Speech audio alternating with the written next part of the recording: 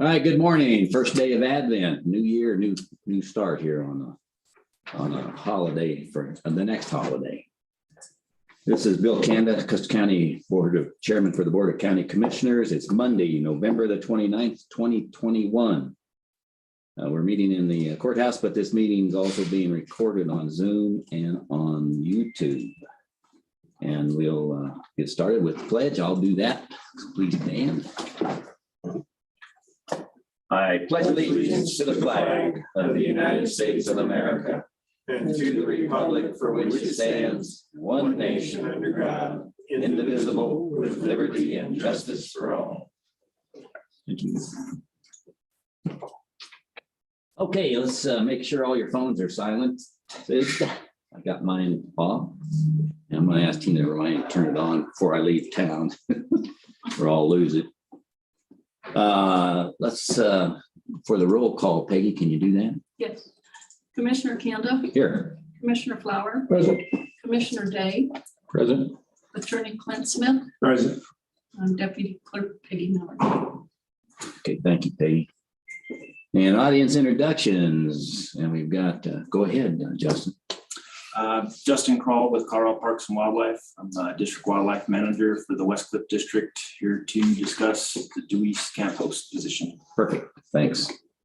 That was an excellent introduction. I wish Clint would do as good a job when it's his turn, but it will be. Make me a wildlife officer. Okay. It sounds, and like he carries a gun and Yeah, you it's a lot can more you impressive do it than then. Okay, I carry law books. thank you. In the back, we got Reggie Foster, Public Information Officer.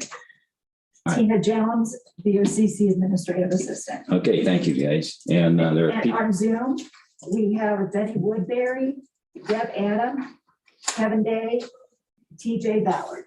Okay, thanks. And we'll give people time to speak, and when they do, they can introduce themselves over the Zoom when that happens. Okay, amend the agenda. Anything from you, Kevin? No, sir. How about you, Tom? I do not. I'm going to bring something up under Commissioner item, but I don't think it's appropriate to have it as an agenda item. Okay, thanks. I don't have anything either. I'll bring up this as well, a couple of things. Okay, approval of the minutes, and we don't have any, I don't believe we do. And Commissioner items, since you've brought it up, Tom, what do you have? Thank you, Mr. Chairman. Let me go through my calendar. Let's see, since we last met on the 18th of November, I attended a monthly weed board meeting here in the Commissioner room. I also attended the Round Mountain Water and Sanitation District board meeting that same day.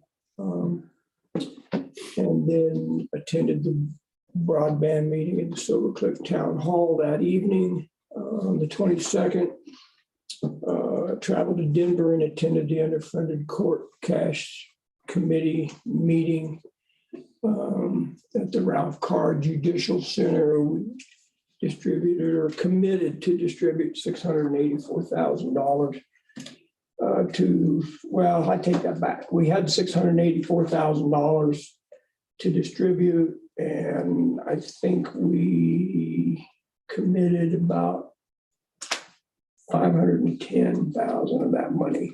There were 4 counties. We denied one county altogether because they were just, their application was messed up. And they'd written an application wanting some stuff, and apparently things changed by the time they got to the meeting. They scrapped all that and wanted something else. And the rules say if your application has to be pertinent to what goes on that given day. And so we just denied the whole thing. But it was a good meeting, and our old buddy Dwayne McFalls got appointed to that commission. He did. So this was his first meeting, and it was good to see him there. And I tried to call him to see if he wanted to get together, travel together, or go out to dinner, or whatever. I went up the night before. He came up that morning, so it didn't work. But and then I was also elected as vice chairman of that committee. So Chief Judge McDonald from Otero County is the chairman. And I guess the rules, I didn't know this, I guess the rules call for a chief judge to be the chairman all the time. It rotates, but it always has to be a chief judge. So I was honored to get elected. to How that many bucks have they position. got per year? Well, we had 684,000. That's what you mentioned, right? So let's see, then November the 23rd, attended the finance workshop here. And that kind of covers my calendar. And I have been in discussion with none other than Miss One Jackie Hobby. Good morning. Hey, About so I'm underneath it. permitting the tower sites, both with over height variance and a special use permit. And so I wanted to have a discussion about that today, and if not today, then put it on an agenda. I suppose maybe we do need to vote on something formally eventually, but we're going to have a overheight variance on all 6 sites. And we're going to have a special use permit on all 6 sites. So obviously we charged the Economic Development Corporation in doing the legwork for this tower project. So on behalf of the county, county's going to own the assets. We will not own the land. So I think those contracts call for a 25-year lease on the land, but the landowners will need to apply for both of those permits. So I would be willing to move that project forward if we need to put it on the agenda to have a vote. I'm going to recommend to the Board of County Commissioners that the county cover the cost of those permits.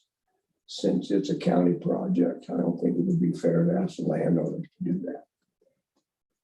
So if you want me to put that on an agenda item for next week, we can do that. Yeah, we probably ought to, we need to We discuss need to it. discuss and vote on that. We can discuss it today. If it's not on the agenda, we probably shouldn't be voting on it. But No, we need to do that. I agree. so, Ms. Tina, we Want it on the 7th or the yeah, 8th? 7th is fine. So we're going to discuss the permit process, I guess is the best way to say it, for the tower project, broadband tower, because there's 2 types of permits. Yeah, and the only decision we'll have to make is whether or not we pay for the permits, in my opinion. We don't have any choice. We've got to go through the permitting process.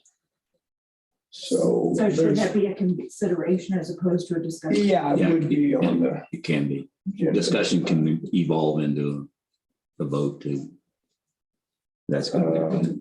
So there's 6 landowners, one of which is us. So there's 5 other non-county landowners. 2 permits cost $600. No more than that. No. No, I mean, I was 1,050. I was looking per permit. Per permit will be 1,050, That's what I was looking for. and that's an overheight than a special use permit. And then did the county pay for their own or not?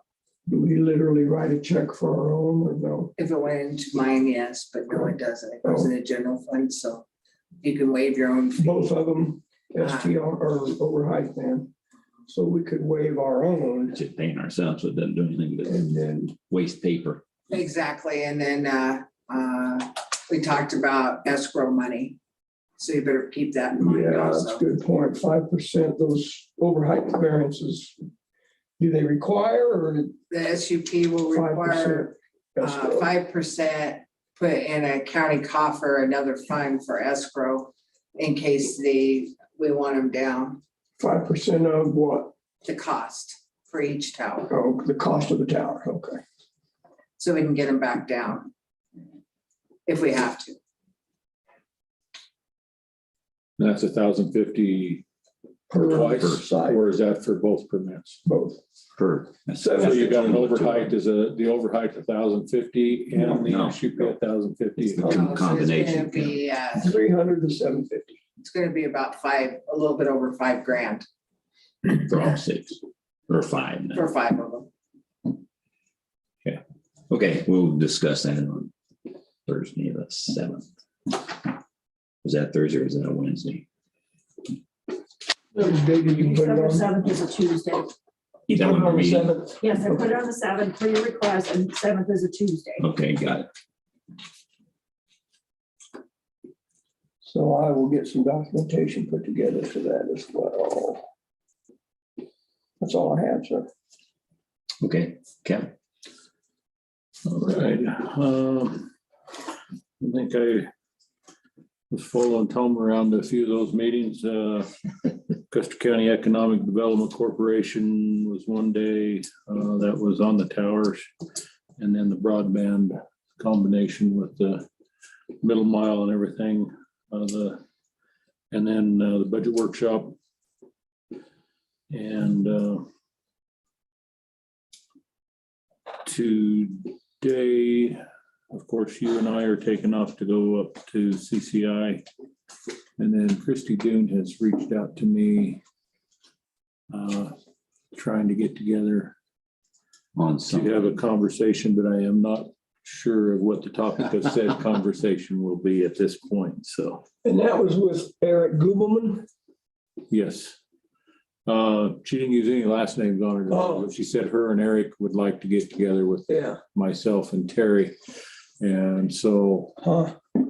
either Tuesday in the morning up at CCI or else Wednesday or Friday, and I'll still be up there on Wednesday. So I just answered back that I could try to make Tuesday work for Friday in Canyon. let us know. Yeah, the only thing I could think of would be dealing with the extension of our grant Okay, award from them. Gubelman was supposed to talk to her about that. Because that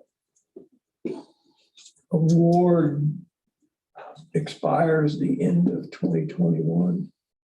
And we're not going to be ready by then. I would guess maybe that's what they want to talk about, but I don't know. I haven't heard from either one of them, so I don't know. I haven't either.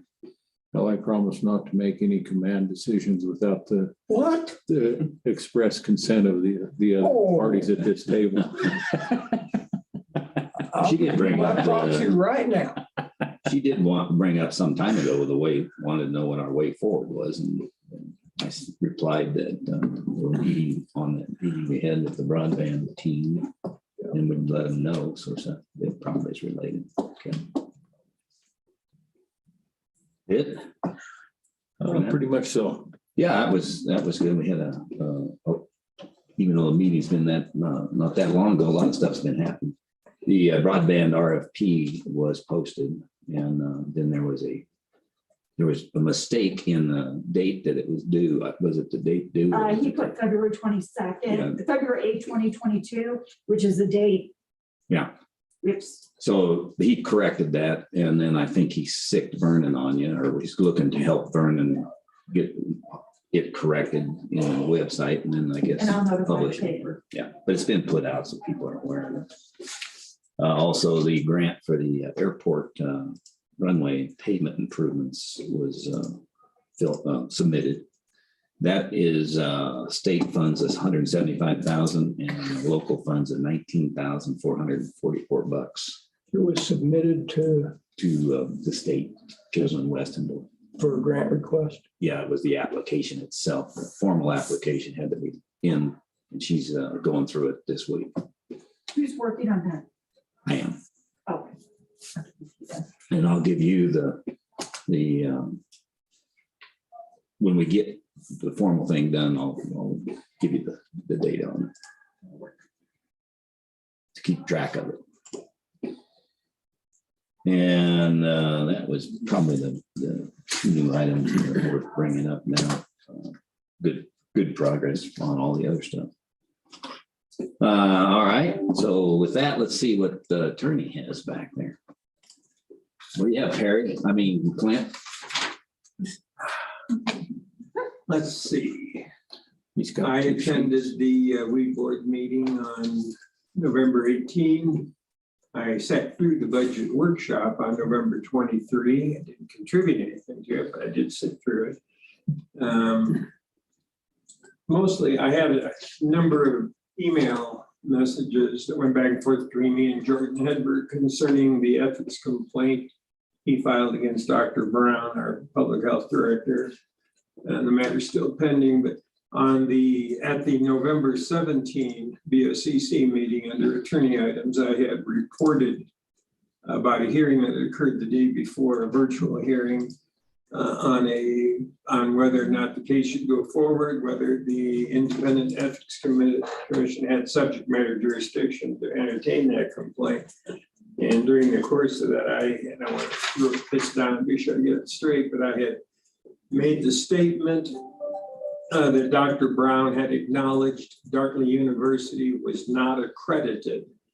And that was not something that he had stated publicly up till that point, when he did state in an interview with the investigator for the Independent Ethics Commission that he did not verify whether Dartmouth was accredited when he signed up for the 2-year program that he took online to earn a master's degree on public health. So there is a difference there. Jordan Hedberg called me on that, objected, and didn't call me by phone, but said that that was an incorrect statement, and I acknowledge I misrepresented that. Dr. Brown has stated to me, and I want to preface this, that when Jordan Hedberg filed his complaint against Dr. Brown on December 31 of 2020 with the IEC, I then assumed formal representation of Dr. Brown. And during my many conversations with him about the facts and everything, he readily acknowledged that after having it called to his attention, looking into it, he did realize that Dartmouth was non-accredited. So the difference between not verifying at the time he signed up for it and looking into it, or what he'd been told afterwards, if acknowledging it what was not accredited. But I do want to add my own statement to this, that being non-accredited is not the same thing as being a diploma mill, which is what Dr. Brown has been accused of, that he just paid some money and got a fake degree. The evidence, if we have a hearing on this, that I intend to present is that Dr. Brown did sign up for this master's degree. And I'll go through step by step all the things that he did during the 2 years that he was working on that. So even though it was a non-accredited university, that's not the same as meaning it's a fake or it's some kind of a criminal organization that's been going on, because those were accusations that have also been made. You can get a degree from a non-accredited university, and it can still be a valid degree, although it's not nearly as good as a degree from an accredited university. For example, you can't get a student loan or financial aid if it turns out you got an undergraduate degree from a non-accredited university. That's just one example, but it's not, absolutely an invalid degree. And I'm hoping that because of the motion or the issue that's now pending, it won't go to a hearing, but if it does, Dr. Brown will certainly testify, and he'll testify about all the circumstances concerning the time he put in to get that degree. And all of the questions about the validity of it will be addressed. And beyond that, I don't want to argue this case anymore in the newspaper, or for that matter, either in front of the BOCC or the BOH on it. I'll just wait until we have our actual hearing and present the evidence then. When was that scheduled? The hearing right now is scheduled for January, I always forget whether it's 18th or 13th. Take a look here real quick. January 18 is the hearing, and that we've asked to have that hearing in person in Denver on that date. But depending on the outcome of the ruling on whether or not there's subject matter jurisdiction, it's possible that hearing will not happen. The IEC may determine does not have authority to consider the allegations that have been made. Okay, that sounds good. Thanks. You're welcome. How about Tina? I have nothing for today. Okay, good. Okay, we got a public comment option here. If anybody here has something else to bring up that might interest us later or something different.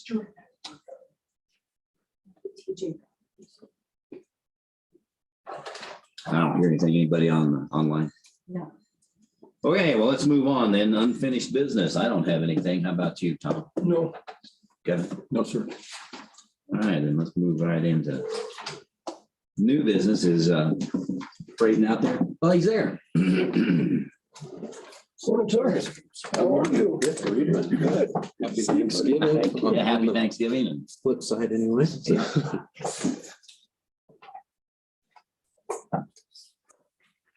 okay, it's your show, Braden. Well, reports went out in a timely manner of an hour before the meeting, so I apologize for that. What happens when holiday gets in the way? Yeah, Since exactly. you brought it up, we don't need to. Yeah. Okay, all right. Yeah, As we're no, I, diligently scanning through them now. that was certainly an oversight on my part that I remembered. Well, some of us make oversights. Yeah, Kevin. Mm, Something like that. Maybe once Not a sure what year. you're talking Yeah. about. Yeah, that's my first one this whole time, I'm sure, so. Well, I would move that we start out anyway. I would move that we approve the special payroll report. Yes, that is the only difference this go around, and I guess so everybody knows there's a special payroll report, which is the dedicated service, quote unquote, Christmas bonus checks that went out last week for all full and part-time employees of the county. The amount, gross or fund total? We're The, really approving the fund total, right? right. Automatic. Fund.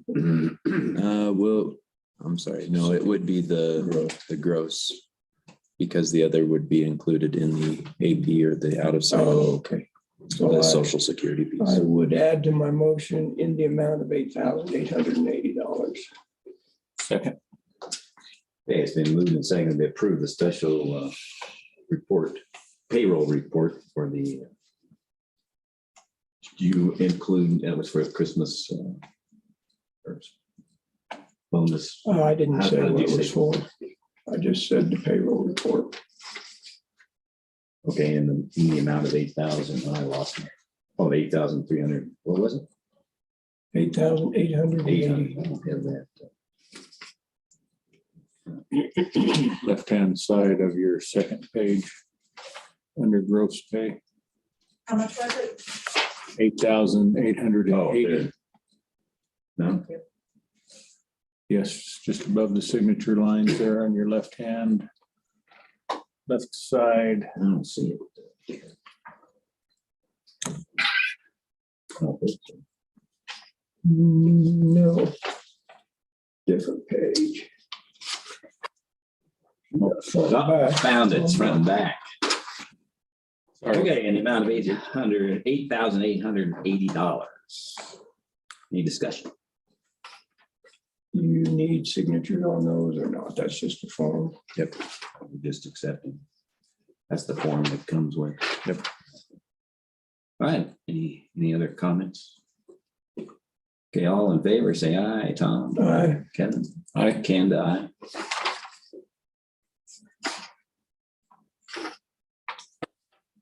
Okay, next out issue. Which would you like? Next, I guess the payroll report would be the next easiest. County payroll report. Yep. In the amount of, I see it here. $323,091.54. Yep, that's what I saw. Good.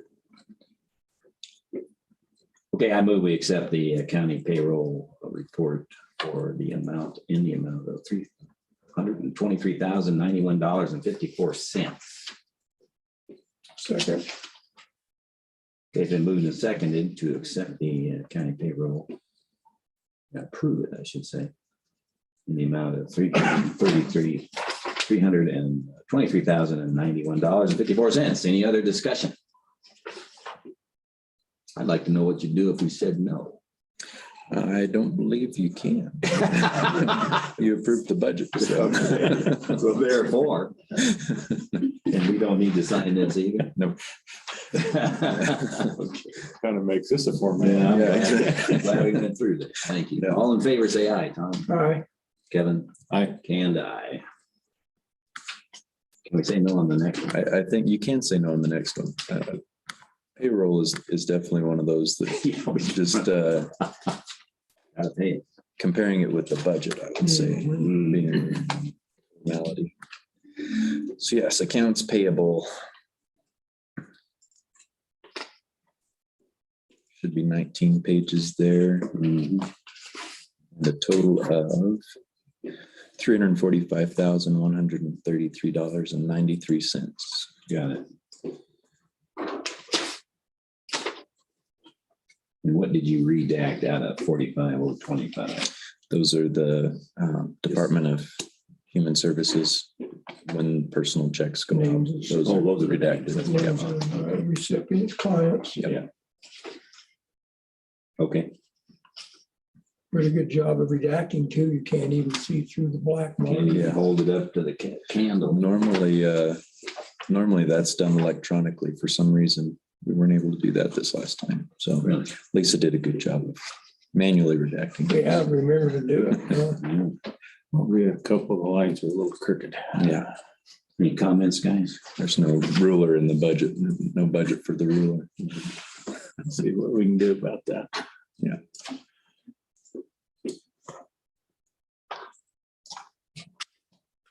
You want some of this, Mr. Day?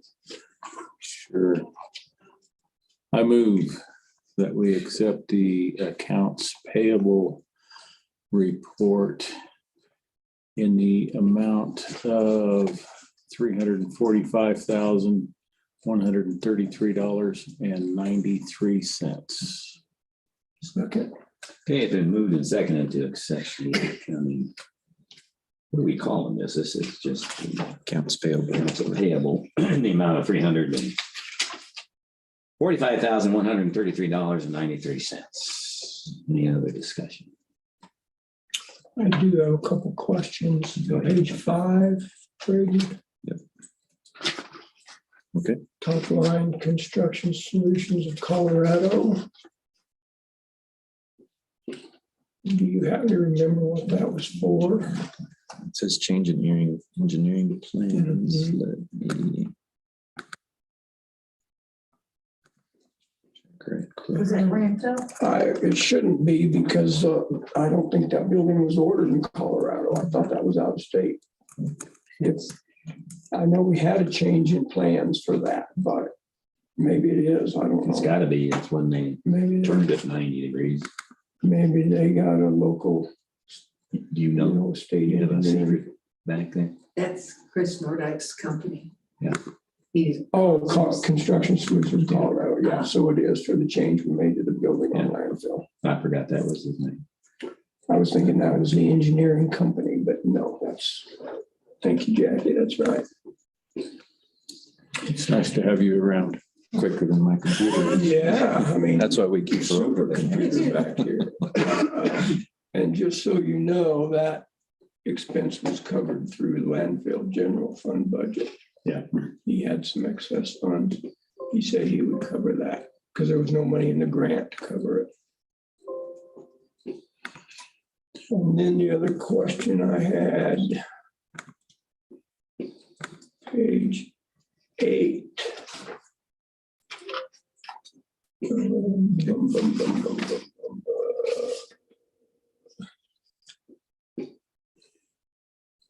Hmm.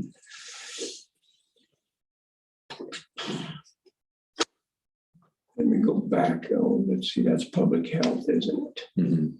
44. That may 110. explain why we're paying the dentist. I'm assuming that was through one of their grants. Gotcha. Kyle Schultz.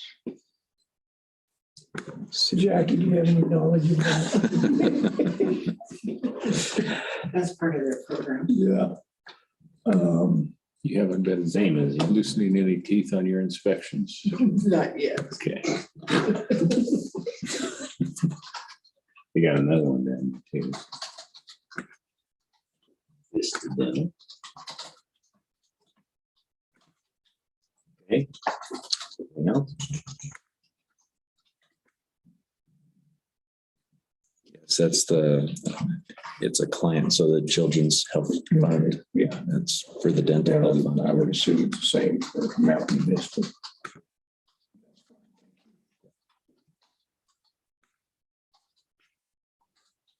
Any other issue? Did we submit a request for a credit card for public health? Because I see we're still reimbursing the admin assistant over there. So they must not have gotten it yet. Does it Right, come no, to we you? haven't gotten it yet. It comes to you. Okay.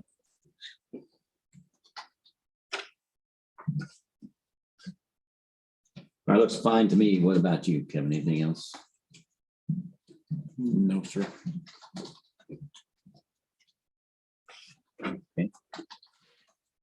All in favor of accepting the account fund report as reported in the amount of, let's say it again, $345,133.93. Say aye. Tom, All right. Kevin, Aye. Kanda, aye.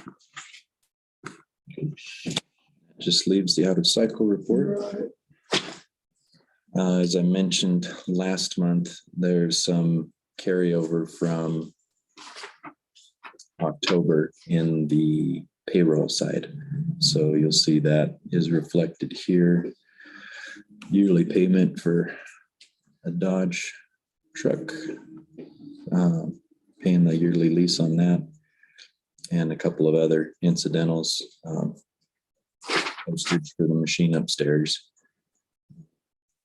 And then a CenturyLink bill that snuck by last month. So And then that didn't come into the mail until late.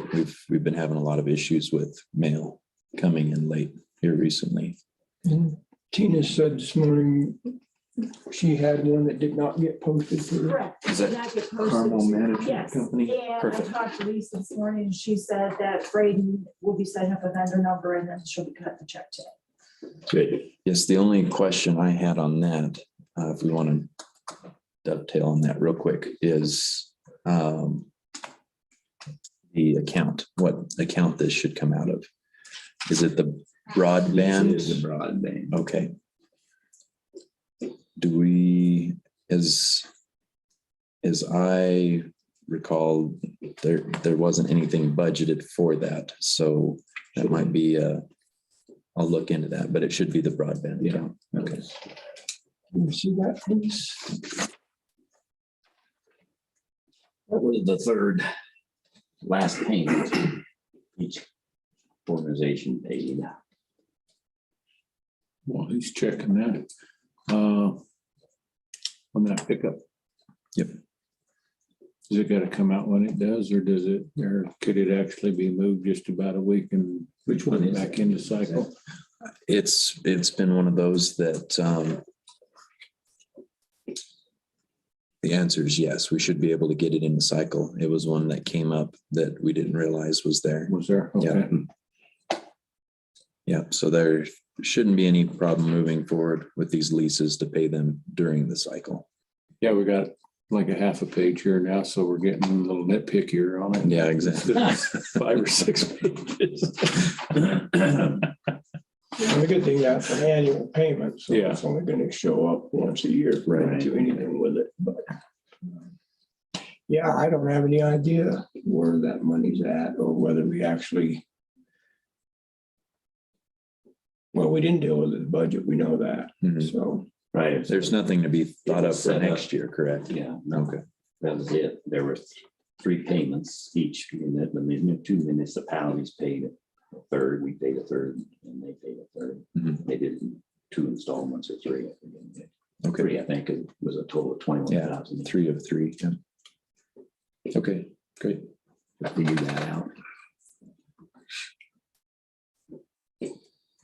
Okay, any other comments? Well, where is the money coming from to pay Yeah, that? that's right.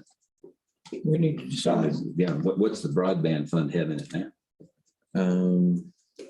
Do you want to handle the business of the out of cycle, and then I'll look that up as you guys are doing that.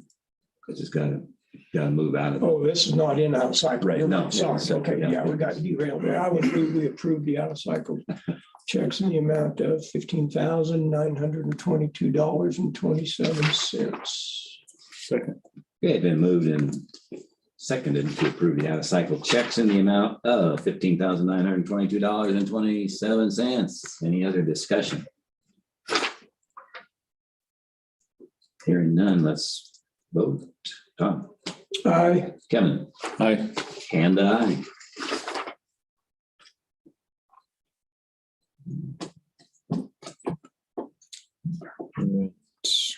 No, we moved, when we set up the $21,000 in 3 payments, we had, I don't know where Donna put it, but it was a broadband fiber project.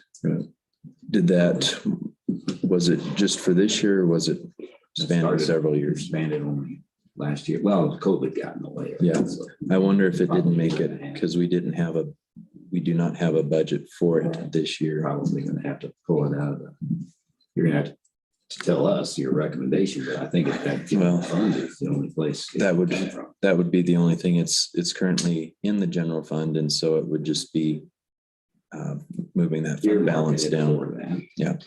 So we would increase that. Let's see, currently there's 40,000 that's been spent out of there. Mhm. And so we'd increase that by 47,000. And it would just, the revenue source being the fund balance of general fund. Mhm.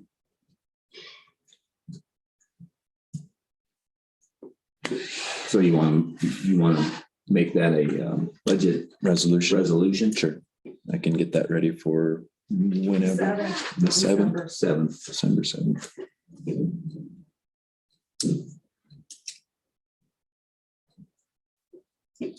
Okay. Okay.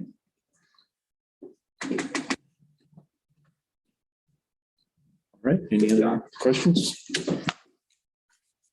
Thank you for coming in. Thank Full of you. turkey, and you done now? Yes, I'm done. That could be. Stick with Yeah, I know. There are a couple others, thank you all. A couple other items today I just wanted to check on. The road and bridge. And then the part-time position, would you like me in for those two? Sure. All right, thank you. That sounds great. Thank you. Okay, looks like we got Justin up all by himself. We Yeah. got deserted. I know. Well, come on, Jackie. I'm Morning, sir. Good morning. Thanks for taking the Oh, time. yeah, thanks for coming in. You're welcome to have a seat. The hot seat, huh? Yeah. Always. Gotcha. Hey, Jackie, you want to help him out here? Why are we here? That is a question that I'm wondering, why are we here? Because I asked to put it on the agenda. Could you call Shannon real quick? I sure will. Yeah, Mr. Flower put it up back on the agenda. I know, I was just trying to. Let me throw him underneath the bus. Yeah. Why would you do It's your that? turn. Be rude. That's all right. So Shannon approached me and wanted to know where we were with this whole camp host thing. Sure. And it was really news to me, so I spoke to Jackie about it. Jackie was aware of that situation, I believe, at that time. And then Shannon said I think he said he had talked to you or Jackie had talked to you, one of the two, I don't know. Just Okay, all right, so Sean, was that before we had it on our, when we discussed it last? Yeah. Way back when you're starting from the a couple beginning. months ago, I would guess, probably something like that, month and a Okay. half maybe. But anyway, so I think part of Shannon's concern, he didn't know whose realm this whole thing belonged in. And so I said, you know what, I don't either. Let's get all the players together and have a conversation about it. Obviously, as a county, we need to know if we have any involvement in it, and if not, then fine. And so that's why I talked to Justin about it, and Shannon and I went upstairs, talked to the assessor about the land and the maps and all that. And so I just invited Jackie and Shannon and Justin to come in so we could just have a conversation about it. Okay, but the month prior to that, we had a conversation, and I thought we had come to the conclusion that this was not my jurisdiction, that it was state land. Now we're back at the same. I think, yeah, we're just making it for the record now. We're just agreeing. Confirm exactly, because some of it is state land, some of it isn't. No state land. No, well, that's correct. BLM. Sorry. Federal. We're talking BLM or parks. Okay, so could we take just a few minute break if you're all right with that? When's he coming? She's on his way over. Coming right now. Yeah, why don't you just spin it down for a minute and we'll get back online in a minute.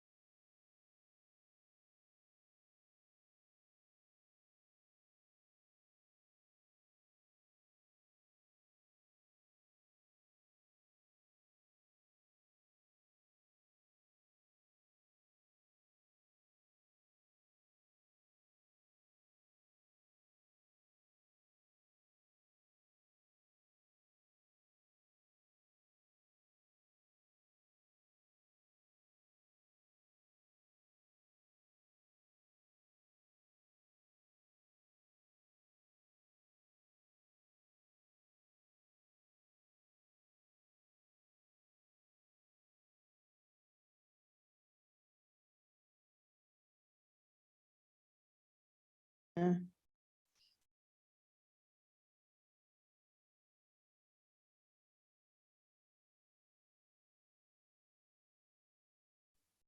we're back in session. It's 47 minutes to 10.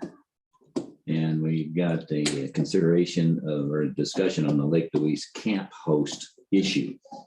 And we've got the history now of, we're trying to figure out whose land it is. That's where we left off with Shannon, to bring Shannon up to speed. So tell him what you know, Justin. So Deweese is a complicated state wildlife area. It's probably one of the more interesting ones in the state. Most of our wildlife areas are fee title owned by the state. Deweese is not. So the two entities that we lease from is Deweese Ditch and Die, and they own majority of the property around the edge of the lake. And then the larger landowner is the BLM, Bureau of Land Management. So that is where the camp host site is now, is on Bureau of Land Management land. And we do lease from them to make the whole state wildlife area intact. So the only fee title Colorado Parks and Wildlife has is the fishing right. Back in the day, Dal Deweese had that property and those rights were split. The fishing right went to the state of Colorado. The recreation right went to that small community out there called, Deweese Resort, but it's called And something then we else now. got Sierra, Mountain Vista. Sierra City. Sierra City. Yeah, So they own everything other than the fishing rights, the water skiing, jet skiing, anything other than fishing. So it's a complicated place. Over the last definitely 5 years, the visitation at that reservoir has exponentially gone up, and we are pretty short-handed. We've got one property tech out of Pueblo that's in charge of taking care of the wildlife area, the facilities, the restrooms, the trash, fences, all those kind of things. We used to have two of those in Pueblo. One got moved to Walsenburg to take care of those properties. So now we're down to one in Pueblo, and he's in charge of all the facilities in Pueblo, the Pueblo State Wildlife Area, Runyon Lake State Wildlife Area, all those facilities in Pueblo. So he also has Deweese, but his time is very limited based on everything he's dealing with down there. About 5 years ago. Before you do that, what does take care of mean? What's he do to do that? So he's in charge of, like I said, the state wildlife areas, the maintenance of them, any restrooms that need to be cleaned, the trash, the fencing, the roads, any of the habitat work that's done, mowing, planting.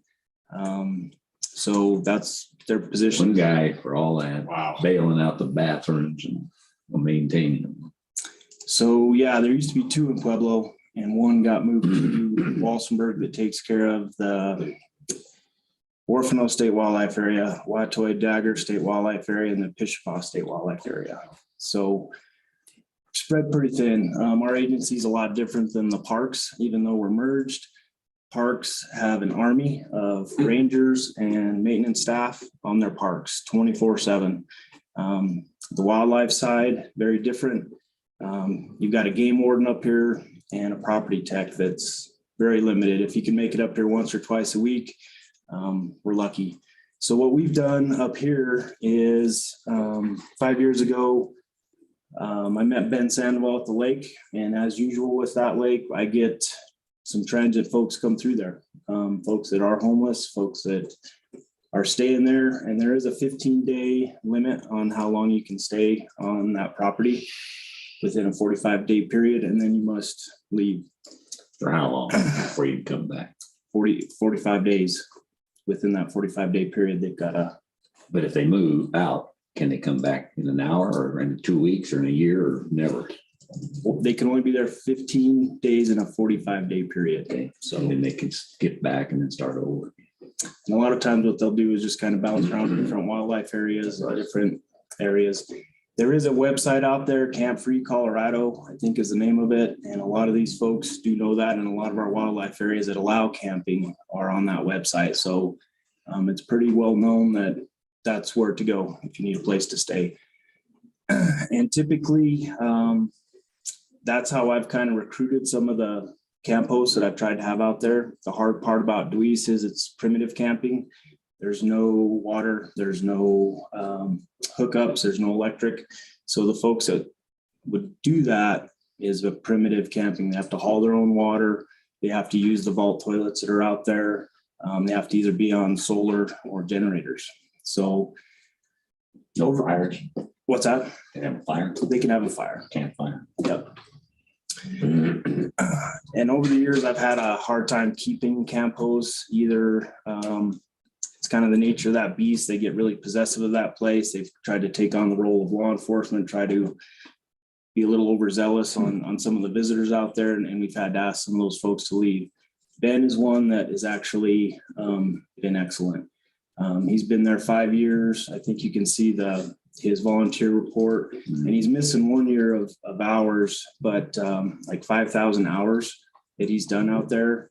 The vault toilets are as good as I've ever seen on any place I've been to. I'd even put them up against some of the state parks. In the past, our techs would clean maybe on the Friday and a Monday after the weekend because that's when they work through the week. And within an hour on a busy weekend, those things are trashed. And I've had to personally go out and pick up some of the human waste inside those vaults over the weekend because we don't have a tech.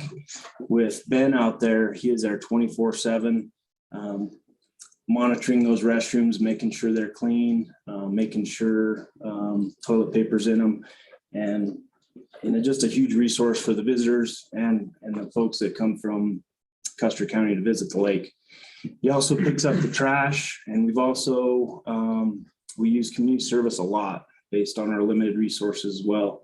When the courts assign somebody, we really use them to pick up trash, address fencing issues, any repairs that were needed. So we're holding that thing together out there, especially in the last 5 years with the exponential visitation by Ben. So I guess I'm here to address any concerns that the county has zoning. I mean, we're happy to address any issues that's brought up either by the zoning, the sheriff's department.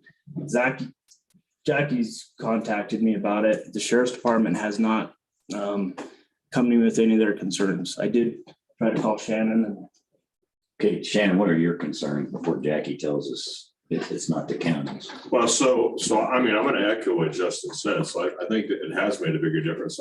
I know when I first came into office, like 7+ years ago, Justin and I talked. I mean, like after a 4th of July weekend, Justin 2 truckloads of trash he's picking up out there. And so I definitely understand why. Where our concern comes in, and I mean, you probably recognize this too, Justin. So when you go out to that camp, I mean, it looks like a homeless camp there. I mean, he's got several vehicles there. He's got a snowmobile tarped off. He's got a boat. I mean, he's living there. It's his house. I mean, and so where the challenge comes in for us is that we're tasked with going out there too and moving people off. They've been camping there for more than 14 days. And they're going, well, what about that dude? That dude's been here for 3 years. And so I guess we're put in a really tough situation. How do you pick and choose? Because unless there's some regulation or there's some policy that the Parks and Wildlife has that just says, hey, listen, this guy's allowed to live here, because that's what he's doing. It's not, I know the service that he's providing for you, but he's living there. And so at what point, I don't know the answer to this, but at what point he cannot be forced to leave ever, because he's homesteaded there. You live there for a certain amount of time, then the law says you don't. Am I wrong on that? And so that's where the frustration for my deputies comes in, is when they go out and they're trying to move somebody that's been there for a while, and they're like, so how do we get to pick and choose on that? I mean, I certainly see the advantage. I recognize why you want him there. I mean, somebody that's willing to live in those conditions year round, I get it. But I mean, he's living on government property. What's he living in? Is it an RV, a fifth wheel, or a motorhome? I would guess it's 20, 21 foot camper. Okay, bumper pull Can't Travel live trailer. without it. And is he married? You know, or does he have somebody there with him? He has I guess would be a common law. Okay, so it's not, he's just not there by So himself. he's gone through the winters before in this? Amazingly, yeah. Yeah. It's crappy conditions. I mean, And we do have camp hosts all across the state Yeah. living on our property. So that's where I'm like, oh, so year round they live? I sent we have camp host position. He's He's an official, Official recognized. camp host position is authorized through the state. BLM knows about it. And that's where I wish the sheriff's department would just call and I'd be happy to explain that position. I mean, it's not, That's we're just letting the guy live out there. He's registered as a volunteer, background check done on him. Official puts in his hours every month as our volunteer coordinator. BLM is where he's there.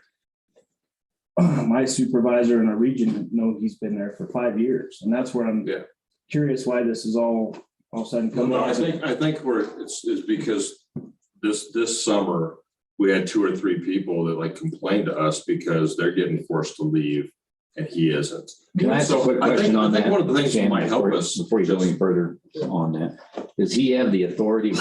What else does he do? Does he make sure that if somebody else is camping out there beyond 45 days, he boots them off or not?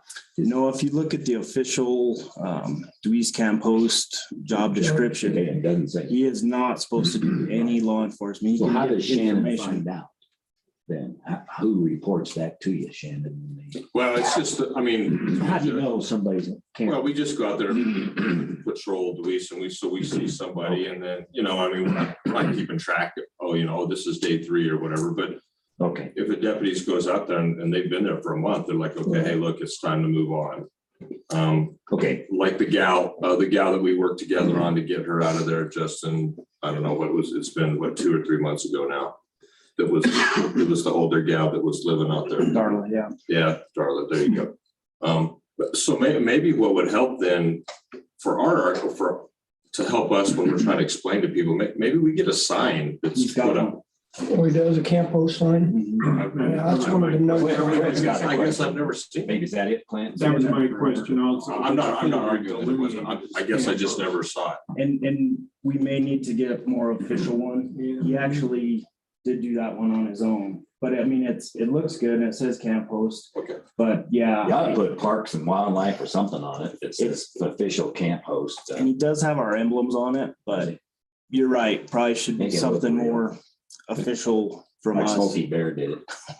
I think I heard that you almost had to pull into the site to see it. You don't see it from the main road. It's about, yeah. Well, he's I haven't down a been there. ways. I mean, you don't really Yeah. see his camp from the main road anyhow. Yeah. So you have some other picture, Jackie, or was that? Those are the pictures. I went out last week. Ben was down at the lake and the woman came to the door and I told her who I was. And then Ben called and I asked Ben just to communicate with Justin. I think that what we need to distinguish is if this is my responsibility, then yes, Ben is in violation of some certain things. But if it's not my jurisdiction, then I would think that it would be Justin's jurisdiction to make sure that things are going well. And yes, you do get the impression that this gentleman has taken an engine out of his vehicle and he has engine hoist. He has a generator. He has a little shed. He's emptying his human waste or his waste out of the travel trailer in one of those traveling things that you empty. And no, that wouldn't, if it was my jurisdiction, no, he wouldn't be allowed to be doing all that. But in the same sense, I was a little concerned about the camp host sign because it took me a little while to see the camp host sign because he had it on a stump, but I was just a little bit more amazed of all the stuff that he has gotten. Because when I first met Ben, he was riding a bicycle back and forth. And when I go out and do inspections in the Deweese area, I kept thinking, Well, here comes this man back on a bicycle full of groceries. So I never have thought anything about going in there and looking at anybody. Same way with San Isabel Campground, Alvarado That's Campground. their I deal. just don't even touch it. So I never even thought of it. And it took me a little bit. I just knew where the camp post was. Well, There's no sign on the main road pointing to them. So I think that what needs to be solved, and I agree, any homeless person, do they just get to camp out there and squat? Well, I call them squatters because I bust them on their own property. But I think we need to distinguish, is this really me? right. And I think that's exactly why I thought we needed to have this discussion. We have county regulations about living in an RV and on a long-term basis. And one of those, I think that's most applicable here, is that if you're going to live in your RV, it has to be hooked up to a septic system, correct? Correct. For more than 30 days, I don't remember exactly. You the can time. stay in your RV for 15 days without, but if you want to, Okay. if you have a septic, then you can stay there. Right. So I think the cloudy water is, does that particular regulation apply even though he's living on BLM property? It's still within the county, right? So that's one of the things is, how does he deal with that? This is a camping state, so he can haul water indefinitely. That's not an issue. It's just, if there was an issue, it would be, in my opinion, the black waste, black water. Well, That's the issue, the human waste, and then camping is not, in my eyes, camping is on a piece of property that's not your piece of property, does not involve pulling an engine out of a car or anything, but that's not for me to decide. yeah. That is for the state to decide. Well, So- let's take it in those steps and let's look at it. Whose land is it? And it sounds like it's the park's land, BLM. BLM, I should say. And if he's an officially recognized park volunteer and employee, then it ought to be recognized. So maybe it needs a sign up front where the Y is and says camp host with an arrow and then a big sign over his tent or whatever it is. I'm just making a joke, but Sure. make it official.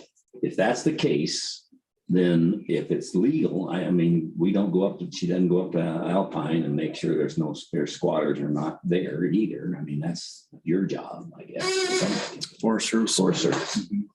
So if that's the case, then the county has nothing to do with it, in my view. It would be up to you all to enforce what's proper on that. It seems to me, and that would include getting rid of the waste, right? I mean, you're not gonna let him live there in squalor. That would be illegal. Good point. Sure. And that's all I'm here today is to address any of those concerns. If we can fix whatever concerns zoning has, the county has, the sheriff's department has, we're more than willing to do that. The waste issue, he uses the vault toilets and, he transports that. It's not going out on the ground. So, I mean, if there's a different thing we need to do there, sure, let the state know. I mean, I will just say that he is invaluable to us in the community. And I will say that it's been brought up before is why are we fighting Deweese all the time with limited resources? All we have is a fishing right. At the end of the day, and it's been brought up by the higher ups, why don't we walk away? Because we don't have the manpower to deal with that. And just check fishermen, just manage the fishery and just walk away from that camp part So of it. would he be the one that would be fighting Deweese? And how's it get to you that when you say fighting Deweese, who's arguing it? No, I'm just saying our higher ups, every time a lease comes up and every time, what's going on with Deweese, it's just such a potential headache dealing with that with limited resources. And that's been brought up in the past. And it's kind of come back to me and I'm saying, this place is generational. People have used that reservoir. The community's used it. The visitors, the fishery's great, the hunting. And honestly, I didn't want to walk away from that. I mean, economically, I think it's important to the community. All the visitors that come in the summer, they're buying ice, they're buying wood from town, they're getting a meal. And that's a potential. I mean, if we lose Ben, that he's what's really holding us together. I mean, it's he and I, and I'm willing to do whatever we need to do to keep him here, if that makes sense. Well, I would, But still, we have to come to there's one important question here that we keep skirting. Is it any of my business? I say no. That's my thought. well, I look at it a little differently. If it wasn't for the waste thing in our zoning resolution, I'd say no too. I believe we didn't have any dog in this fight. Well, I think we do have. I don't like it, and I hope there's a way around it, but I think we are responsible for the septic resolution. Well, that's my point. It's there. They already have a vault toilet out there. We have nothing to do with that. And I will say one thing, we are working with the BLM to develop a full hookup site. It has been in the making for about 4 years. There is infrastructure already out there. Septic, camera. Sorry. Okay, go ahead. There is infrastructure out there. Historically, there's been a dump station way back in the day, if you guys can remember that, when that was out there, and water. It got to a point where it got a little out of hand and they just shut that part down. We're looking at that site again. This summer, we did test that well. We got Rick's Pump Service out there. He got the well up and running. He tested the water. Good. So we're basically waiting on the BLM. We've got an engineered drawing of that camp host site. There's power there, there's water there. And then we just have to request. So you could put in a septic system. We just put a vault. We wouldn't put a full That's what leach I field. mean. We'd go through A the county. system, meaning a vault or whatever. That would be pumped when the vault toilets get pumped.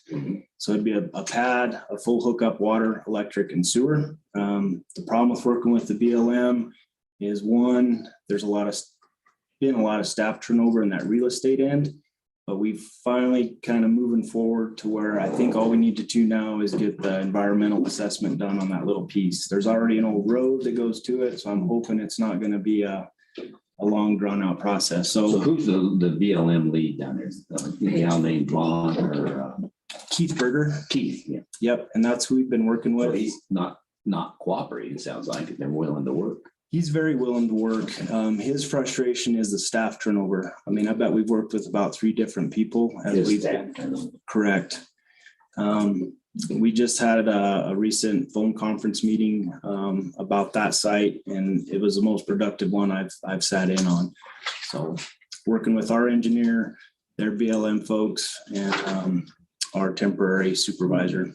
So I guess that's the other part of it, whatever we can do interim until we can get that. And in this case, he's the only host that's in this county. There are hosts for the Forest Service. So all the Forest Service campgrounds do have hosts. But they're not living on the property. They are. Oh, they are. Mhm. So it's the same. They live on the property 24/7 or just in a period of time? Year round or not? Through the time the campground's open. Most of their campgrounds do close in the winter time, usually in October. But other than that, they're full-time for 8 months or 3 Yeah, to the months. camping season. Yeah. I think So- they contract with a Okay. regular company, I think. So they are under a contract, though. Their own company that contracts with the Forest Service. Okay. In this case, he's his own company. He is, and he's not, I don't ask him to stay out there in the winter because it is brutal, but I mean, that's his choice. And basically he doesn't have anywhere else to go. And he enjoys being out there. What's his source of income, do you know? I've never asked him that. He's disabled. He was in the military, but he did have an injury, construction, that disabled him. How old is he? I'd have to look at his application. Ballpark. Probably in his 50s. That's how we can certainly 50s. That's him in that picture, I think. He's probably the hardest working volunteer I know. I mean, to live in those conditions and do what he does. My opinion is you don't have jurisdiction. The county doesn't have jurisdiction over this. I think we ought to be happy to just let Parks and Wildlife continue to handle it, that they've got somebody there that's doing this job for them. I'd like to say that Ben has a portable, have you seen those? They're on wheels and you dump your RV into them and then you take them to your home toilet or to an RV park. You can take it to your home toilet, dump it. And I know him. I used to do. yeah, and so when I did look, there is no waste even on the container. He does clean, he's clean that way. So it's not like we have sewage or anything sitting out on the ground. He's nice and clean. How far is this developed site from where he's at now that you were talking about with the water, electrical, And I could, ways or? and I could sure send you guys our engineered drawing of it. But it's basically if you come in off of 220 from that south side down toward the dam, right before you get to the first vault toilet. There's a railroad tie that basically closes that old road. It goes up to a power pole where the power is. And there's a big concrete cistern that holds the pressure tank, the filters for the well. So it's all right there. The infrastructure's there. Is that where so he's been directed to use that as a site? That's Kick what- it first. No, that's what we're trying to develop. Is that what you're asking? Yeah, The I just- future site? Physically, how far would that be from where he's at right now? Yeah. Couple hundred yards or? No, it's quarter quite a mile ways. or- Okay. Because right now he's up on top in the Okay, and trees. that's So back down around. by the way the crow flies, you know, maybe a quarter to half a mile. Well, I certainly think that if CPW can find the money to build a nice sign that explains this is a year-round camp host for Colorado Parks and Wildlife or whatever, so that people drive by, I mean, they still might not like what they see, but at least they would understand this guy's here on purpose. He's not squatting here. He's got a job. I think that would help. Well, And I would put a sign out there directing. Because we don't get, then I when would somebody get that would second call, sign. we'd say, listen, you need to talk to the Parks and Wildlife. It's not, Not a sheriff's. we're not allowing that. It's out of, Right. we don't have any control over it. And then That'd be I, easy enough on the those would sign, be see directed Parks and out. Wildlife for questions with, So I'm you got not hearing questions that. on the sign itself. then I would think another We can reasonable make a second sign request telling here is go that way to talk to those. might be to see Yeah, we can if sure do that. Colorado Parks and Wildlife could construct a section of privacy fence that he can put all that crap behind it. So that it's not an eyesore. It's a reflection on you guys, number one. It's a reflection on the county. It's a reflection on the sheriff's department. It's a reflection on the zoning department. Because somebody rightfully could say, why is all this crap out here? This isn't right. And I would agree with that. If we could, and I think it'd be a reasonable request to say, hey, can you put up a 30-foot privacy fence with a couple wings on it and have him put his stuff back there? It's BLM land, so you'd have to go through a whole new process of EIS, and I mean, we're already having trouble building that. So I guess what I'd offer up is we can sure address whatever he has out there, and I will tell you that most of that stuff was given to him. The snowmobiles were donated to him by a resident. One of the cars was donated to a resident. He is trying to consolidate. Make it look neat. Correct. So, and he has, people just give him a lot of stuff because he's very mechanically inclined. He works on lawnmowers, snow blowers, all that stuff. And he does work that through out of there.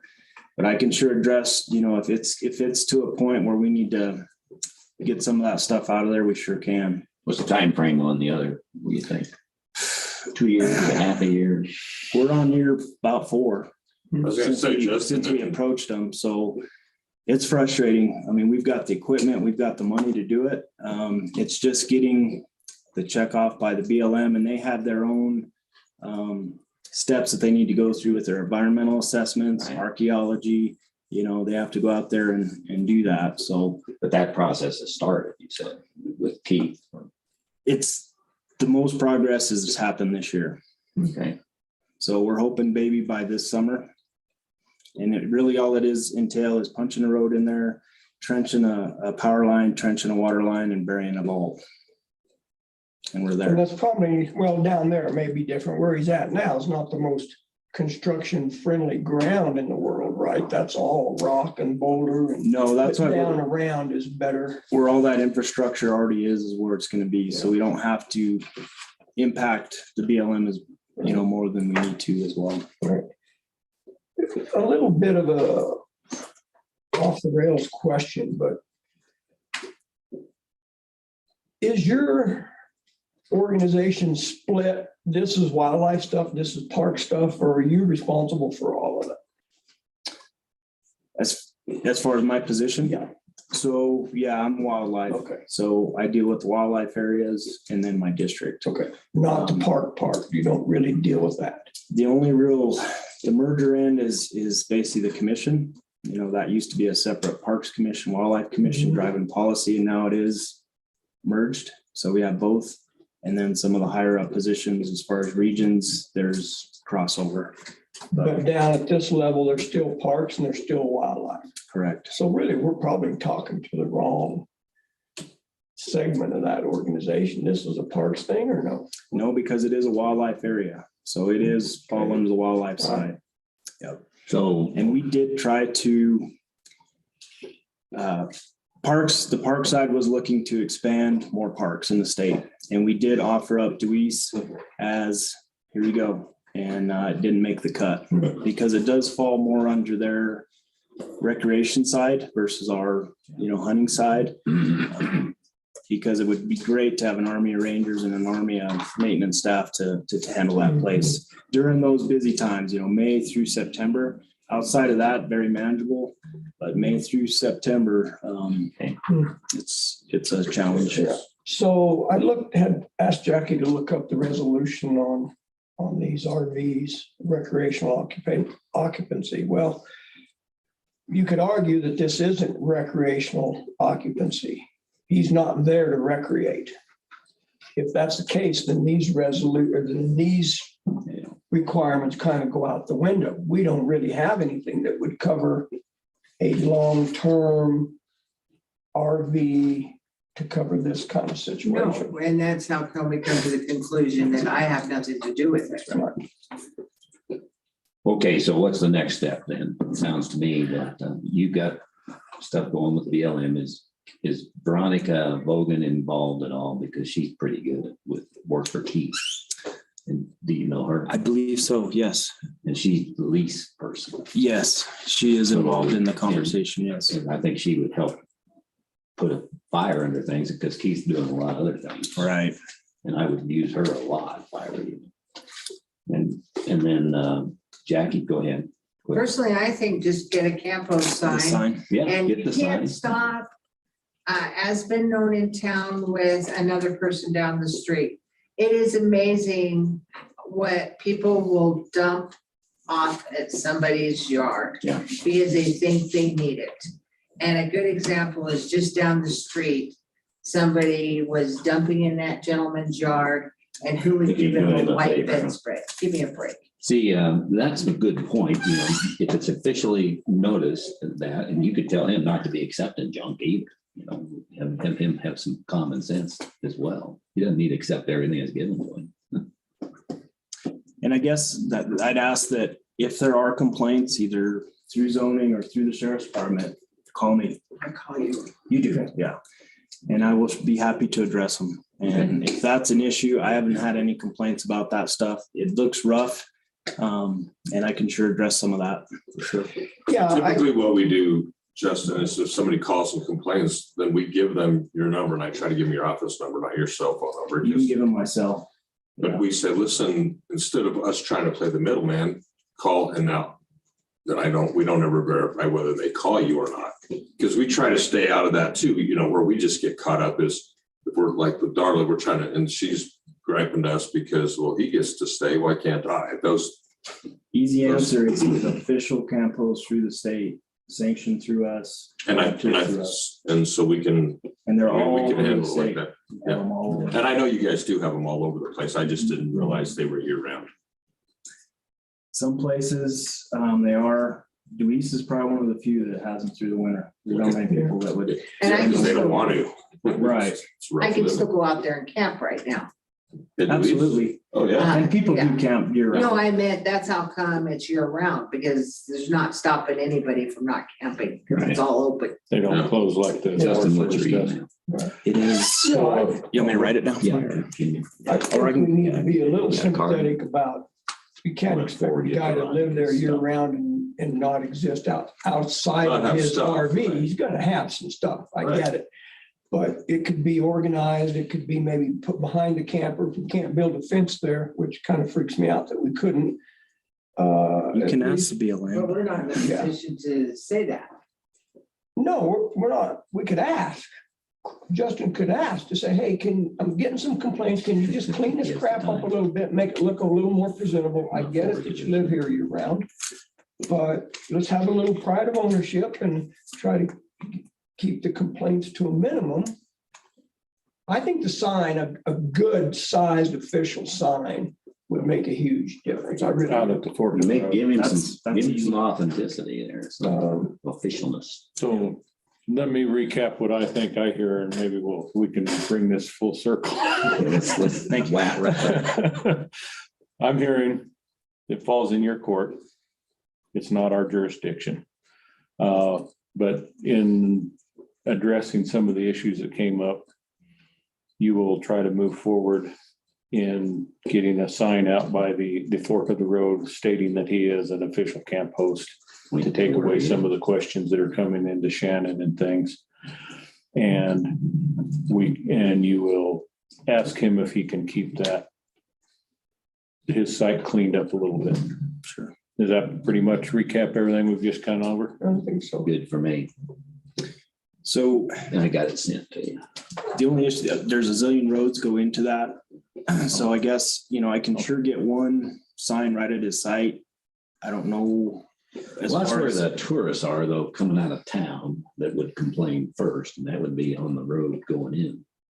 Just where it forks and goes off to. You don't really see it. No, you wouldn't see No. it until you get right there. No, not So till I you get agree. to I think the, it needs to be fork. closer to the site. Okay. Well, you need it in that's both fine. places is my point. I Well, think and you need it where put he too many is, signs then you up, can they say said they're gonna move. for, yes, camp host that way for information, whatever, make it official. there's two ways into a site. We can sure put one at the bottom, at Yeah. the top where it goes in there. Direct and them then to the one right- camp host and then have the official sign that outlines whatever you want to make it Sure. official. That'll help. Justin, in your That's experience, easy. Justin, do you find that so if you had an official sign up there, so anybody that obviously not on the whole lake, but in that area, they saw that sign says there's an official camp host, do you think that would even modify some behaviors from other people that camp in there? Just in your experience, if you I'm just curious if you think that would have a wider ranged effect other than, If they knew there was a full. that they knew there was a camp host, I mean, the majority of people over this last 5 years know that Ben's there and they know he's a camp Right. host. But, we can sure see, but yeah, I mean, I'm not asking that. It might help. If you Sure. thought it I might think it'll help, I help. can see where people go, oh, just yeah, because now, can't be screwed well, around. like, I don't know if you got right in on those guys that we had all the stolen stuff on there, maybe if they had really known that there was somebody that would be watching, it maybe would have made them go somewhere else. Probably not, I but doubt it, but part of what Ben does, though, he does notify me. I mean, and it's in that description of when there are issues, when there are people staying too long, when there are rowdies, when there are fights, Sure. and like that. I mean, he did save that one guy's life basically by paying attention to no activity for several days. With he would not be in there. So he is an asset on that side of it too. Well, I think it gives Shannon teeth too, when here's the official guy and it's whoever complains to you, say, go out, see the host and, talk to him about it. He's got a phone number and all that or whatever. He does have his phone number on So there you go. Put his own cell number. It's official and they can't keep complaining to you, Shannon. It's been passed. well, we can handle it. That should They help can us still cut it call and down. complain. Well, they sure will, But but we all know new that still people happens, will. but we'll have a different way to handle it. yeah, it's easier to handle for you. Okay, we gotta move on. Okay. Thank you, sir. We're happy. Appreciate it. All good? Yeah, Yeah. happy to help if I can. Thanks for your time. Good job. All right, thank you, sir. Thank you. Appreciate it. Thanks for the boy. Yeah, thank you. Okay, next up is consideration of short-term rental letters that Jackie has bombarded us with. Thank you. So Thank you for the timely notice. I had to get them done because they had the wrong date on some of them. Which one So did the November 17th ones got changed to November 29th. And the two that you did when you threw me underneath the bus, I changed those. So are we talking about the November 8th packet or the November 13th? packet? Just this Just morning. the two. What? This morning you got them scanned to you from me I because I just got them done and then we went on holiday. was kidding you. when I- So we have JR and TR. So that one got changed from November 17th to this day. Mark and Julie Stamper, they're today. Foster's are today, Timothy Putz and Michelle Foster, and Jerry and Mary Seifert. Oh, Then I think you'll see, let me see your letters back, please. So those are the ones that were approved. And it should have been on the agenda the 17th, but those are the ones that,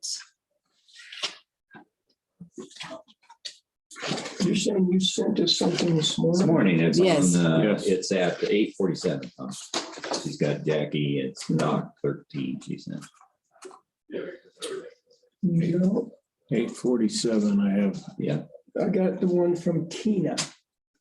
well, that's I never got Tina's. I got Jackie's at 8:47 right after Braden's. BOCC At came, she 8:15. gave us a packet at 9:46. That was the PZ report Came for this last in thing. 1 minute before you sent out the Colorado River issues. Here, I'll send it to you. I I already scanned. sent it to him. Oh, you already sent it back to me? So I scanned in all the letters. So these are the ones that I had to change the dates on because we had it for the 17th and it wasn't on the agenda. So I got the letters back from Tina, redid them and got the new date of today's date, the 29th. These two RJ Investments are the one that you did the 17th and then Ned Urbatanzo is the other one. So on the RJ Investments during the November 17th meeting, you asked that it be added that they could not rent a bunkhouse on that. So I put the existing bunkhouse permit number Z18102-201 cannot be rented. So that got added to that. And then this one's Ned's. This is in your email. Though, you sent this Yeah, morning. so these are all the letters that I need signed for the short-term rentals. Two of them are from the 17th and the rest are recommendations for approval.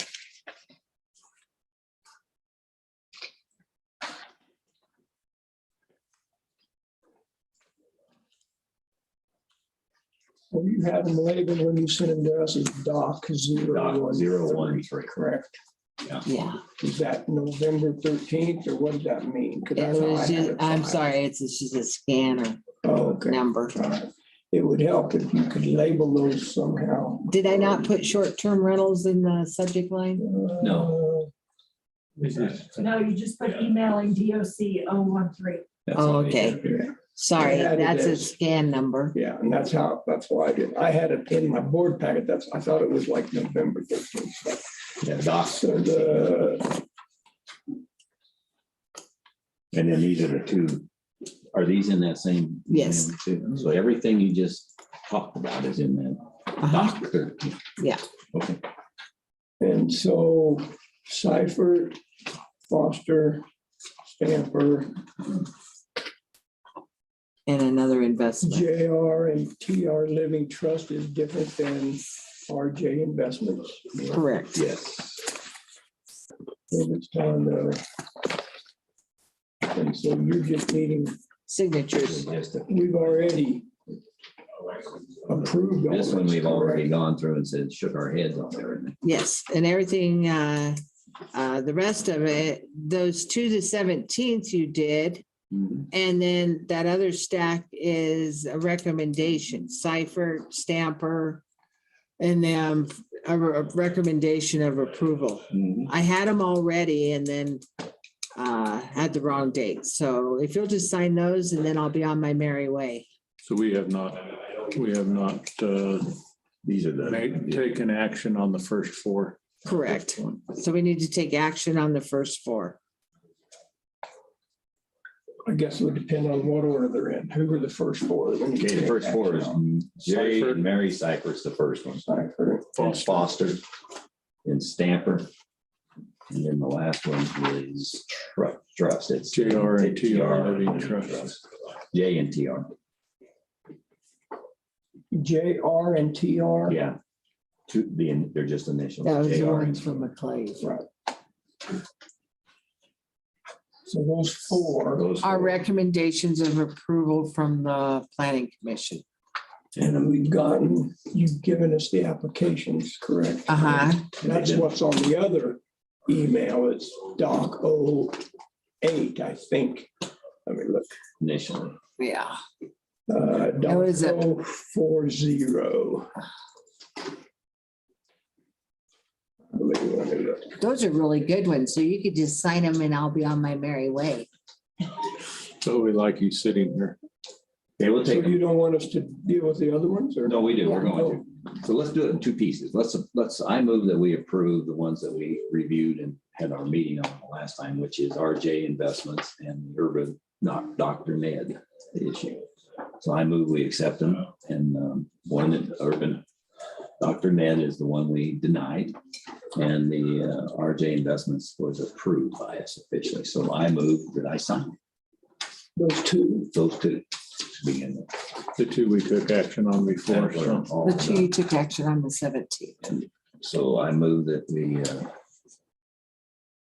We've already voted on this. yeah, this is just, Uh-huh. this is just to get the. she's This is here just for a the letter. signatures. I'm just here for the signatures. so basically, I don't think he needs I a don't think I I don't need either. it. I'm just gonna do a it. motion. That's to what's got sign. me a little confused. If we've already Well, she voted on it. she just gave it to me just, so it doesn't matter. If we voted on it, I'm good with it. They're in the package. Which we did. So, but I don't think we need a motion on that. for You guys already him. voted. We already Right, voted on it. I would agree. We don't need a motion today. And All right. if we vote in a meeting to accept the recommendation, whatever we do, Just hand it to Then it then the doesn't, chairman can sign it if we voted on it, right? I think so. Yeah, It doesn't matter. doesn't matter. Wouldn't have to come in here. No, but I'm bringing 50 of them, so you Right. just will have them all. Well, It's not just 50, it's 4. Felt like 50 when I was carrying them. once we're voted on it, that should be the end of it for commissioner meetings. Most of it's secretarial stuff. That's right. Her getting them to you. Okay, now these are the new ones. So these are 4 new ones And that's and they came to us today. today. And they've been through the hearing process with no issues. And the recommendation was approval for all 4 of those.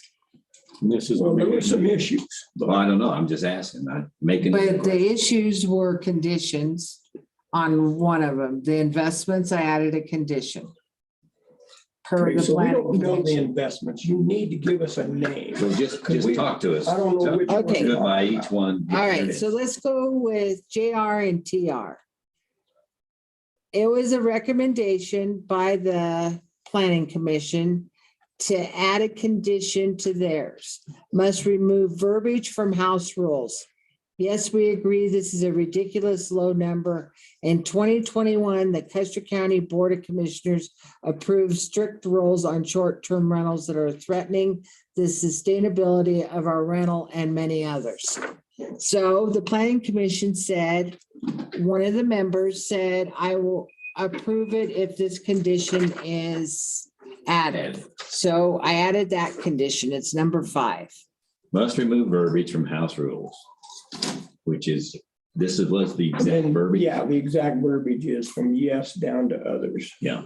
And their septic is 6. 4.6 at this time. Okay. Yeah, I don't even know why that was on. Would have been crazy. So Well, they put that on their house rules. those house rules. Oh, well, Yeah, because he that was, was either you just mad. yeah, he was mad at us and we discussed that. For someone that wanted to be He's supposed to be approved, he tried professional. awful hard not to be Yeah, approved. to be So- business, that's not a business like attitude to have your guests to see. Oh, well, it's removed. I move, let's take these one Take at them one at a a time, I time. guess. Go ahead. I move that we accept, that we approve the short-term rental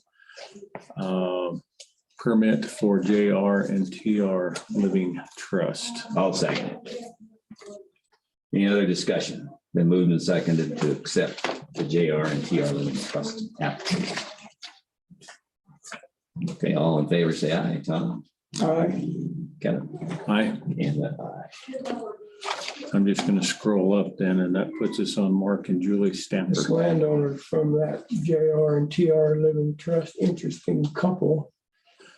We met him, he's a former county commissioner out there.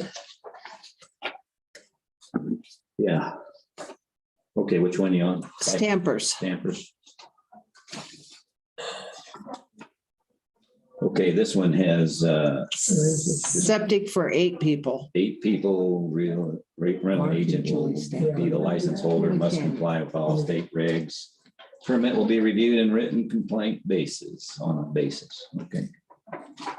This one was super duper ready to rock and roll. Yeah, I move we accept the stamper application for a short-term rental. Second. Okay, it's been moved and seconded to accept the stamper application for a short-term rental or maximum rental of 8 people. Any other discussion? All in favor, Kevin? Aye. Tom? Aye. And I. Hudson Foster. Okay, the next one is Timothy Putz and Michelle Foster, and they're up behind the Pines Ranch. They're actually on Chalice Road, which is the main road after you go through the gate. And this is their co-owners. Yes, Property. uh-huh.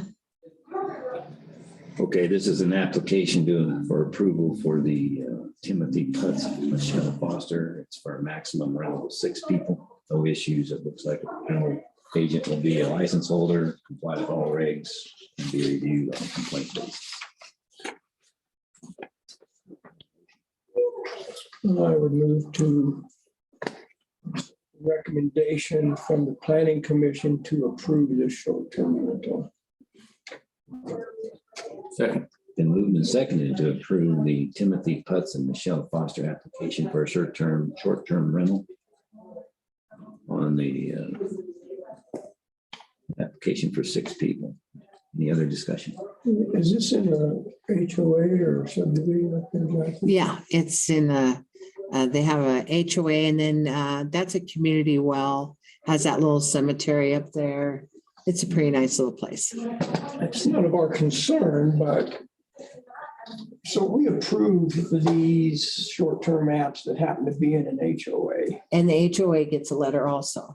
And if the HOA says not happening, Then they need to, then apply. we're out of the. Yeah, that's right. Weren't they there? We don't enforce covenances. I know you, I knew. Uh-huh. that, but So they had an let's say, opportunity to complain. on it. yeah, and they didn't. That's my point. But whether they do or don't, that's none of our concern. No, because we don't We're enforce not them. approving this based on a condition that the HOA And accepts. if they, No. that's right, or if they didn't, it doesn't matter to us.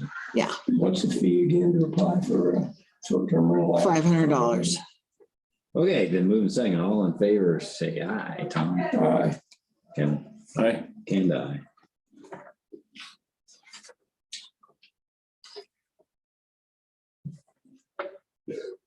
Okay, so the last one is Gerald and Mary Seifert, but Charlie Ellison is the rental agent. So Jerry and Mary get a copy of the letter, and so does Charlie. Charlie Ellison has, it's, I believe, a 3-year lease on this property. And so he's good to go. Okay, any issues? This is for 12 people. No, not at all.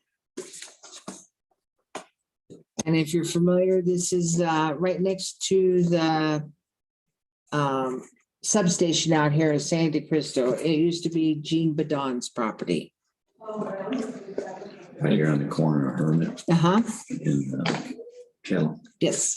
I would move that we accept the planning commission's recommendation to approve the short-term rental for Seifert. I'll second that. Okay, it's been moved and seconded to accept the short-term rental application by Gerald and Mary Seifert for a short-term rental. Maximum of 12 people. Any other discussion? All in favor, say aye. Kevin? Aye.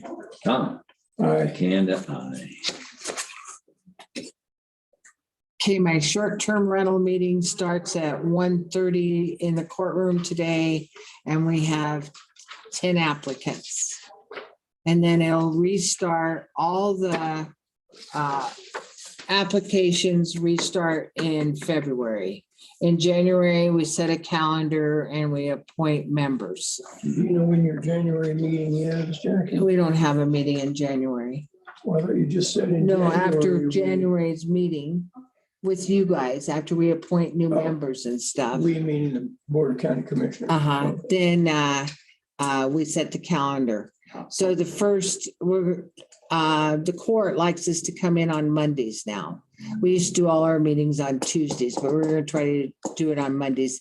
So I'll check with the court, and I do have some people that are interested in being on the board, so we're good. And you'll forward those requests on to Tina, when we get at the end of the month of December. So may I see the letters that were signed today? Still a little fuzzy about that. Obviously, the 4 we just went through, correct? Yes.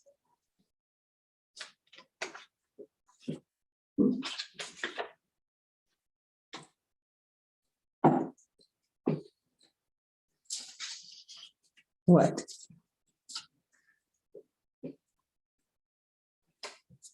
I was looking for a date. It's in the body of the letter. Yeah. Yeah. It's fine. I had to search too. Odd place to put it. No, not really. Not in my world. Nothing's odd. Okay, let's Can I go move on. now? Yes. Thank you, ma'am. I feel like I'm being excused for. I have a question about that. So what does it say in the body of the letter? The date. What, how does it read? Let me look at that, yeah, especially. Because we may need a non pro tunc in there since he signed it today. It says the 17th. She corrected the date. Well, he signed it. Would you approve They it? voted Oh, on the the 17th. yeah. It was signed today, the 29th. So technically it should be where he signs, you know. Yeah, I get what you're. You could do that. Yeah. See, on the 2, we didn't vote today. We voted We on just, the 17th. that's right, it was voted. But that's no different. She would have handed me that to do it at any other time. She didn't need to bring them into this meeting. I'm not gonna, nobody's gonna argue about it. Uh-uh. I just really love non pro tunc. Kind of rolls off the tongue, doesn't it? Latin words, you know. Rolls right off my tongue, yeah. Well, my little gray fox, thank you. Yeah, so what you're indicating, Clint, is If something, somewhere it should say, this is the date it was approved, this is the date it was signed. Those are If we two do different no dates. pro tunc. the date probably should appear, We you didn't know, vote. right by his signature. Signed this 29th day of November, non pro tunc, the 17th Could day have. of November. Or we sign them on the day we. Or sign them on that same day. But Is you that had those 2 hassle? letters in the possession. Yeah, is it a hassle to bring the final signed copies to be signed when we? No, you had them, you just didn't sign them. We could have done it that day. You could have done it that day. These These 2. letterheads Yeah, officially. she had them there. Tina had them, We would need, but you guys didn't we would sign have them. needed, Should have signed it that day. we would have needed 2 on the RJ because we did not, And you had them. Did we have both? She had them both. Huh? She had one for approval, one for denial, depending on how the meeting, we went so long and out, we just, Yeah, I brought it up mainly to show I was still awake. all right, Okay, good I deal. have both of them there. Okay, Gary, come thanks, on. Jackie. No, Gary's not awake though. we just have a discussion to discuss your proposal to increase the salaries for some of your crew or all of it. Sure. They want you up there, so I can get to the In meeting. other words, you're next on the agenda. Hello, sir. How are you? Good. Thanks for being here. Sure. Stand up because I need to stretch my back. Thanks. Hey, before I do that, there was a request for the road and bridge job description. Did you get that? I did not get a copy of the bridge. That's my deferred. Okay, Tina, why don't you give it? to me? Yeah, sure thing. I'll send it to you.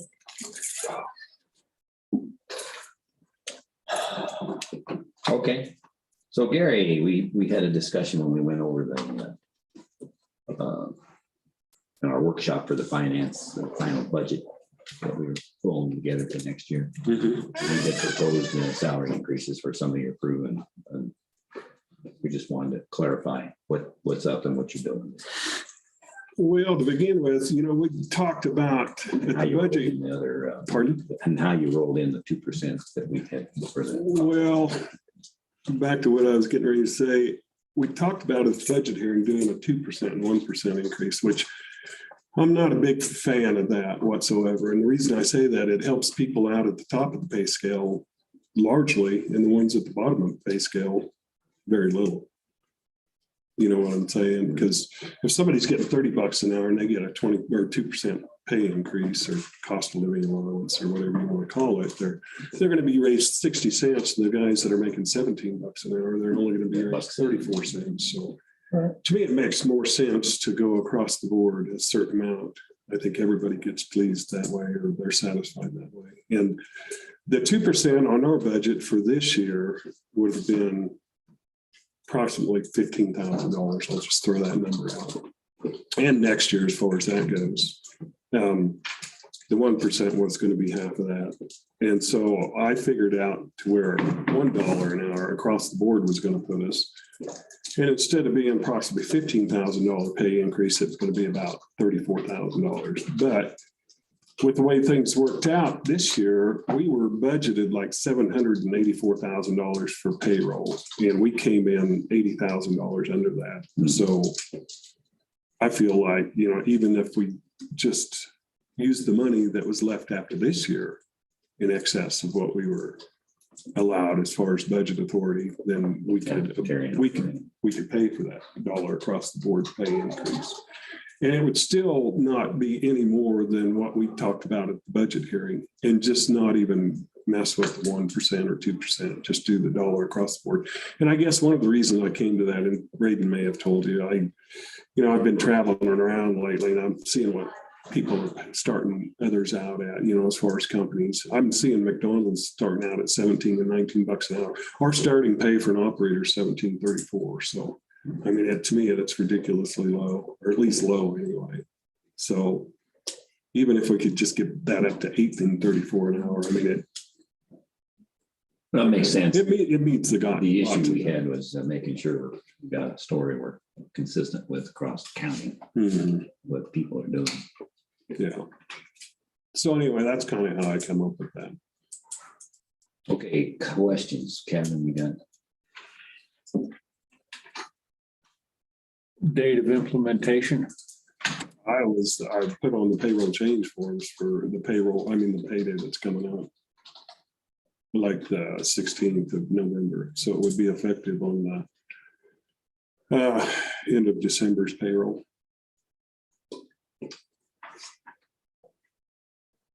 Basically as soon as possible.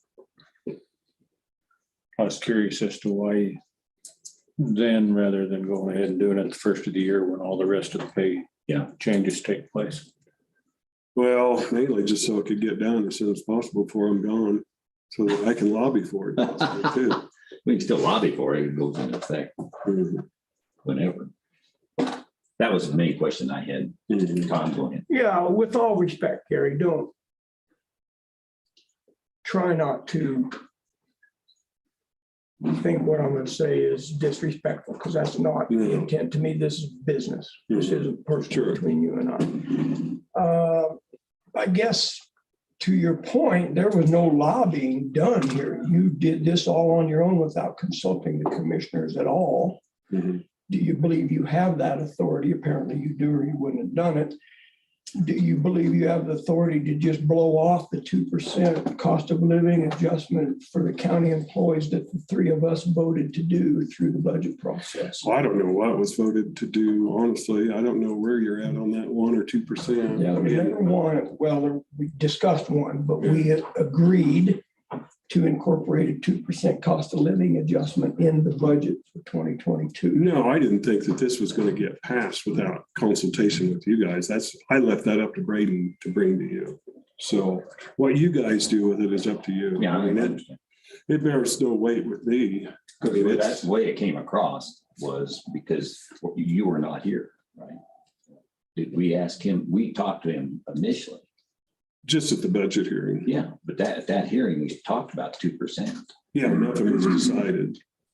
I don't know, I thought we did. Well, we did decide to include 2% in the budget process. Obviously, we didn't vote on the budget because that hadn't been done yet, Right. even as of today. But we decided to make that a blanket for everybody. Right. 2%. And I wasn't aware of that. I don't know where we're at on. I don't even know where we're at on budgets. Well, I know that you guys had the final budget, we haven't signed the final budget yet. We just, Right. we had a workshop and we looked at it. but I've given raises in the past, it's just that I haven't done it in one across the board like this. Okay, so if you're looking at this as your opportunity, then you were expecting us to argue one way or the other, and Brady brought it to us. Go ahead, Yeah, Brady. and Gary was the first one, so we might not have been at that point in the process as this is 2% across the board. Okay. It might have been the next meeting. Evidently not. Yeah, I wasn't aware Big of question mark that. over his head. Yeah, exactly. I know it was talked about a 1 or 2, and then nothing was ever officially decided. So I don't know where you're at on that. And then the third question or comment, this is a question, actually. So how, and I know we're talking about a restricted fund here, so it's a little different. How does Road and Bridge end up being $80,000 under budget on salary? We had, that budget partially is made up of overtime. So we came in considerably under our overtime, what we had budgeted for overtime. And then we had several employees that, or not several, but a couple that left. And then we didn't replace them right away. Just timing's part of it. Sure. Like if we had somebody drop off right now, I wouldn't replace them, not until spring. And that saves us 5 or 6 months of pay, because right now is not one of our busier times, whereas spring, summer, and fall is. So if someone, and I'm not gonna name any names or anything like that, but we could have possibly had somebody drop off and I didn't replace them until spring. So that saved quite a bit of money. So So that's the rollover basically on your salary budget that you had. Right. Your whole fund is one thing to do, and that's something you allocated for the salaries at the initial budget hearing we had for 2021. right. And it's probably gonna happen again, Okay. I've got one employee that's considering leaving in January. Well, if this person does, then it'd be my recommendation not to replace them until spring or early summer. So So Braden, was there other things that are rolling over that he didn't spend out of 21 also? So that I couldn't say off the top of my head. We were just looking at that. salary, just that one salary piece. Which it was, as he said, as well within. Sure. Any increase would be well within that budget because it is so far. So the year's not done yet, so you don't know what the actual rollover will be in that. well, if you go by averages, it's going to be approximately $7,000 70 above at the end of this year. Yeah, we were budgeted like 784, and it's going to be like 714 that we use, so it's going to be approximately 7,000. Okay. Unless, Salary specifically. pardon, For salary specific. for that line item for salaries. Yeah. I was just looking at the And I'm not being overall. critical that you have a variance one way or the other. Yeah. I'm just asking how that happened. Yeah. As a commissioner, if that happened because you inflated your salary budget, then we got a problem. Yeah. I don't believe that's the case here. Mhm. Like you said, it's circumstances. Yeah, generally speaking, we have anywhere from 30 to 40 left. But, in order to not go over in that line item, I try to be, keep it. yeah, I'd rather be under than over. So, Well, any given year, it's still a guess because you don't know how many people you're going to keep on, how many people are going to be hired, how many emergencies you have, or how much overtime. well, exactly. And if somebody gets sick for a period of time and they run on vacation sick leave, they're not on the payroll for a couple of months Right. possibly. So, I mean, there's a lot of variations that factor into this payroll. Yeah, the sheriff's department and your department really are the only two county departments that deal with overtime on a regular basis. Exactly. And Yeah. that's hard to Right. quantify what you're gonna need for overtime. Oh, yeah, absolutely. Not looking good for him to be spending much overtime budget in the next Well, short period. of time. unless you're the state highway department, then you run those snow. They have a little different- Even on a sunny, dry day. Yeah, it happens all the time. Can't believe it. when they- And then I saw that you had included yourself in that $1 an hour raise. Mhm. I bring that up to tell you that we've set the starting salary for your replacement.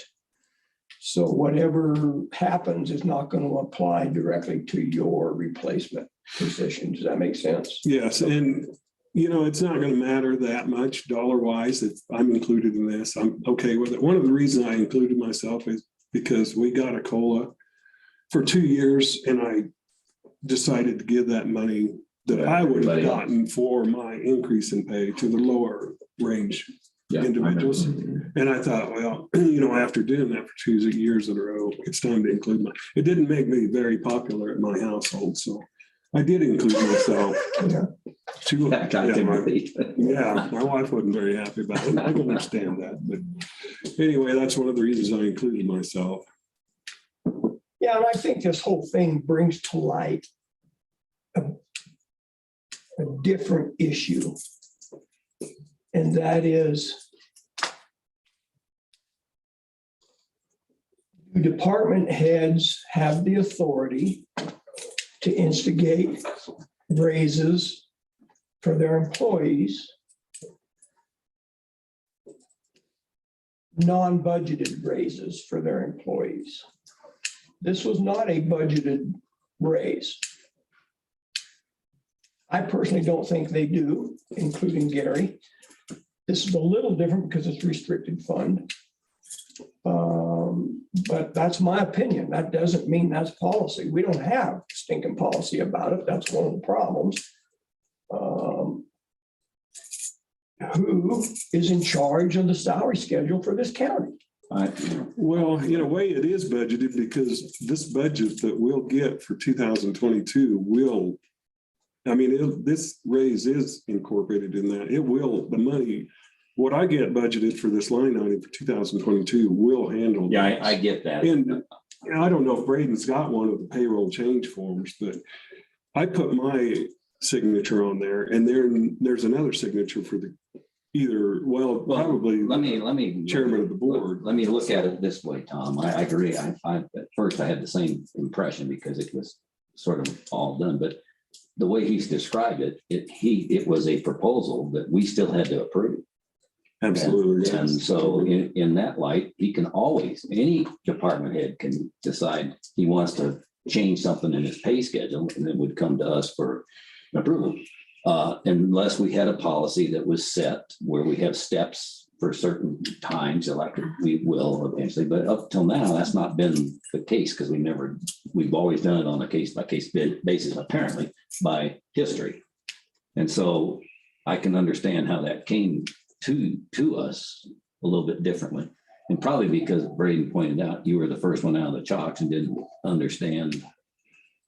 And we're expecting us to still come back like we did the year before. We came back to everybody and we had to try to balance that budget. And it was a little easier this year than that. That's why you didn't hear much from us, because we had the ability to move things around in our workshop a little bit easier. New system helped us. Well, and that's the luxury of the fund balance for the road and bridge department too. Sure. It can absorb this. And I did, when I proposed this to the employees, I mentioned it to them and I said, unless it is denied, this is what my proposal is or what I'd like to do. So this is contingent on contingent on what the commissioners decide. So. Well, and in all fairness, that's not how we got it. Mhm. And it's not throwing Braden under the bus. Braden didn't know any different either. He said Gary is giving his people $1 an hour raise. And we said, well, hold on a minute, not so fast. We need to discuss this. Yeah, maybe. Had we not said that, I would assume you would have signed off on that or. Yeah, when I had gotten it, my concern was specifically you.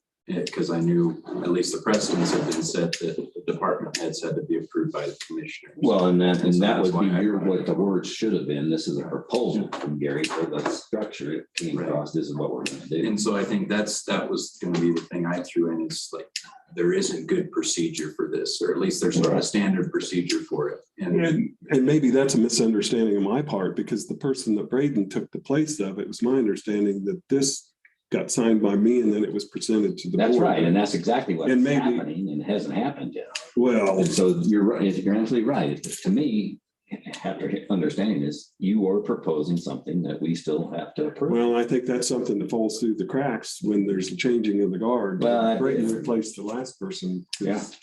well, this is the first time it's happened, And- this sort of thing is happening, so I, Yeah. as far as that.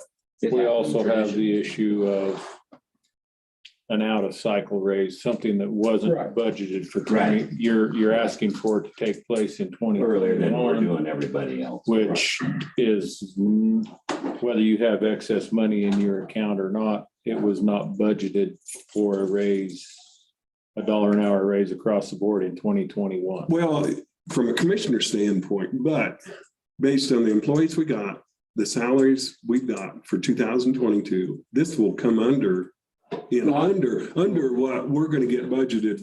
And I mean, it doesn't have to be a number that's added to the budget for 2022. I mean, it's going to come under, we're going to have a surplus next year too. Right, understood. And this is taking into that in consideration. But his point is- It doesn't have to be added. Gary, but you're Right. absolutely, we all understand that. I think Sure.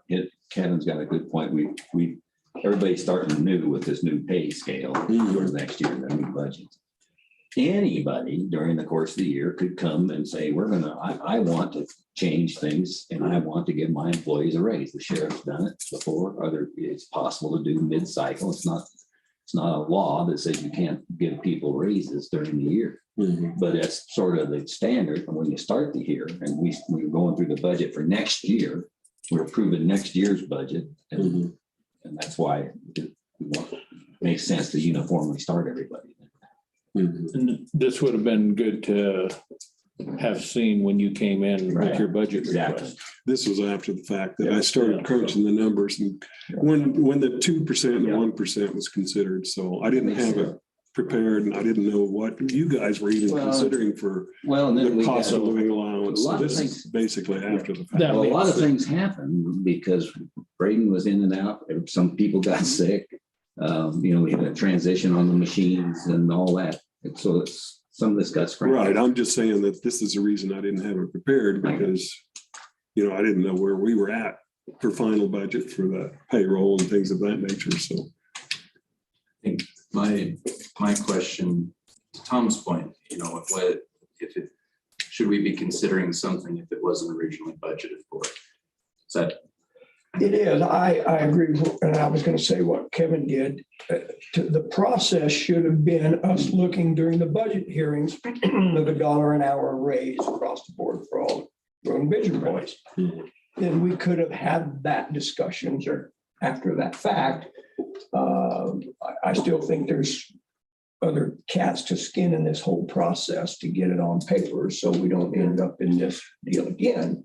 Right. And if I'd had enough information prior to the budget hearing, I would have proposed it then. But So what in effect we're doing is having that discussion now. Sure. And I think so to that point of the budget, whether it was budgeted or not, I think we need to explore that a second because we don't have, there is no record. There's nothing anywhere that says X amount of the salary was going to go towards salary and X amount of the salary was going to go to overtime.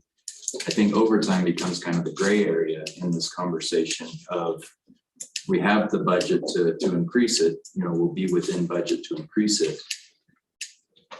But because it includes overtime, I think that's where would say if I was, well, from the financial side, I would be a little cautious. Is at some point, does it become, well, we've narrowed that margin so much that now we're going over on the overtime side. So I guess my question would be, should we be separating out overtime to better track those two? Because I think Gary's well within his rights to give a raise mid-year, just like, you know, pay scale changes over at the sheriff's office, and we don't necessarily see the in the weeds of that here. Yeah, but he's an elected official, Gary's not. True. But Well, we have the authority to tell him he can. We have the That's what I authority, said. that's correct. yeah, so I think that if that's the difference, if it's the elected official versus non-elected department head, then that's a good line to draw in the sand. I think it is. Yeah.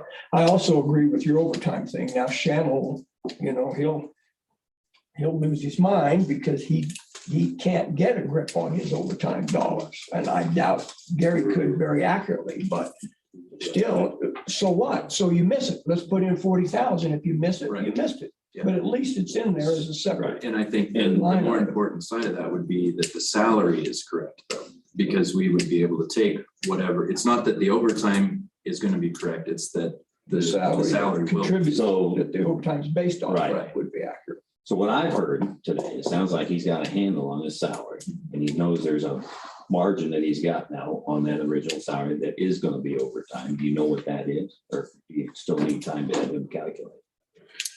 What are you asking, Bill? Well, what is the salary with overtime going to be? You're going to budget some number for salaries. You just told us it'll be under what you budgeted initially, which had a salary and a overtime number to it. Mhm. What is it?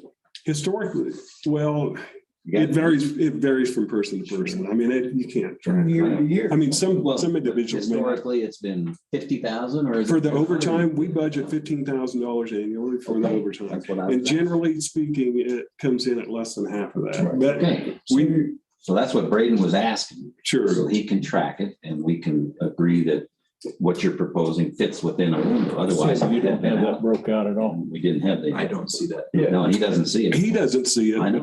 but I break it out. So Whenever we do payroll, I find that out from Sherry, what's overtime. So And I from- keep track of that Right. month to month. But you just budget 15 grand a year. Yeah, it's so just. from my perspective And and it's all my, lumped together with the salary. Yeah, and I think what budget. Braden's saying is we probably need in the accounting system a salary line and an overtime salary line. So you separate Yeah. both of those. we have a Not salary just line block. that should include Yeah, the I mean, budget. I do for that this now. overtime. It should be done by Is Brady. 374 you mentioned, does that include overtime or not? Is I'm that sorry, straight Tom. salary? Didn't you say your wage annual salary was 374,000 for your department?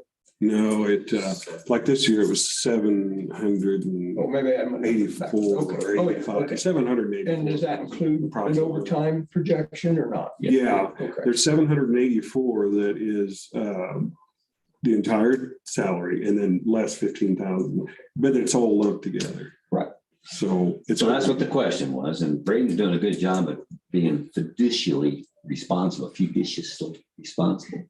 because it would be a bummer if we had approved a budget that said straight salaries, no overtime was in it, and then we find out that we can't even make the budget meet that is fenced for road and bridge, and we would have to augment general funds to make sure we didn't blow the. And that's not going to happen. And that's, I know, but but that's his job, is to make sure we're comfortable with that Yeah, and keep that fund valid and viable. And of course, we can't include enough money for emergencies because you can't guess on the emergency. And you've got a, what is it, $1.5 million we budgeted for that, unknown. mhm, But that could be blown and we'd have to go somewhere else. sure. So, why, what's your recommendation? So I think to have the overtime line item in the budget is going to help see that picture more clearly moving forward. I think as far as the salary line goes, I mean, how do we, I think it starts to get difficult when we start separating or getting in the weeds of how that actually plays out, because there are employees that are leaving. There's employees that are coming on. If we start talking about the STEP program coming up and Gary decides, in June that, gosh, 6 months, this guy has been absolutely killing it and wants to move him from step 1 to step 2, then to me, that seems well within his abilities to do so. And so I think that as far as that actual process, as long as that salary line item isn't overdone, then it should be up to the department head, Gary or otherwise. If the overtime's actually broken out, then, as this board and as financial directors, we know that it's not spilling over into that we're gonna have to make up for that years down the road. Right. Next year, sort of thing. No, I agree. If it's a budgeted salary item. Yeah. Doesn't matter to me when the department heads do that. They may have budgeted specifically for a June action. Right. We might not know that, doesn't matter. But if it's a non-budgeted salary activity, then I say that's off limits. Because department heads can't be responsible for the entire county budget. That's our job. That's right. And Braden's job. And so if it's budgeted, if anybody, Gary or anyone else in October said, boys, I'm putting in an extra 40,000 in my salary line for 2022. And if we approve it, great. Have at it. But we're not changing the salary line. So that I think that's where I'm a little confused, I guess, is if we're not changing the salary line, it should be up to the department head, right? Yeah, Well, we would be changing it during the budget hearing. Yeah, once For the next year, you Yes. mean? Right. Yeah. So but let's deal with what we've got today, guys. We have a budget that we looked at with Gary that said, okay, for salary, he's gonna have X. We didn't go through the details. Gary's decided to divide it up differently, but he's staying within that budget item line that we approved already. that budget amount. That amount. And this, And case, so in this case, the issue I have still is the start time on it. And I think it's probably, Kevin's made a good point. It can be consistent. I would start it next fiscal year. And other than that, I can't see any other thing to change right now because it's within it. I think when we get into our next workshop on policies and all that, we can have the discussions we're going on now. But and I'm totally fine with that. It wouldn't affect mine, which I'm totally fine with. My main goal is to improve the pay of the people that work underneath me. And you're aware that we voted as commissioners that the minimum beginning salary for a county employee is $17 an hour. Were you aware of that or not? No. Okay, so we did that in January. Actually, I think we might have voted, well. we said that would be, You voted on it can be that. higher You than that. remember. Right. And But that's the minimum. right, I understand. Sure. And we're not saying that that's acceptable. That's what we can afford. That's what we believe we can sustain. Across the $17 an hour. county. Yes, as far as across the county. Sure. We'd like that to be 20, 22, but that's Right. not realistic because our budget just won't And the stand that. going rate is actually a little lower than that. If you polled at all businesses and government agencies, so that's why we bumped it. Well, it should be bumped up that Yeah. much. I totally agree. I mean, compared to the housing and cost of living up here, absolutely. Yeah. So I get it that road and bridge is this restricted fund.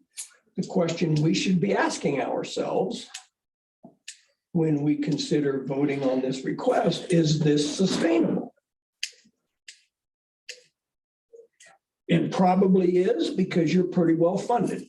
Well, I would even go further than that. I would say, given the history, the track that we've seen on the salaries, at least in the time I've been on this job, has been actually lived within, and it actually has gotten a bigger margin because more people have retired that were making a lot more money in the initial.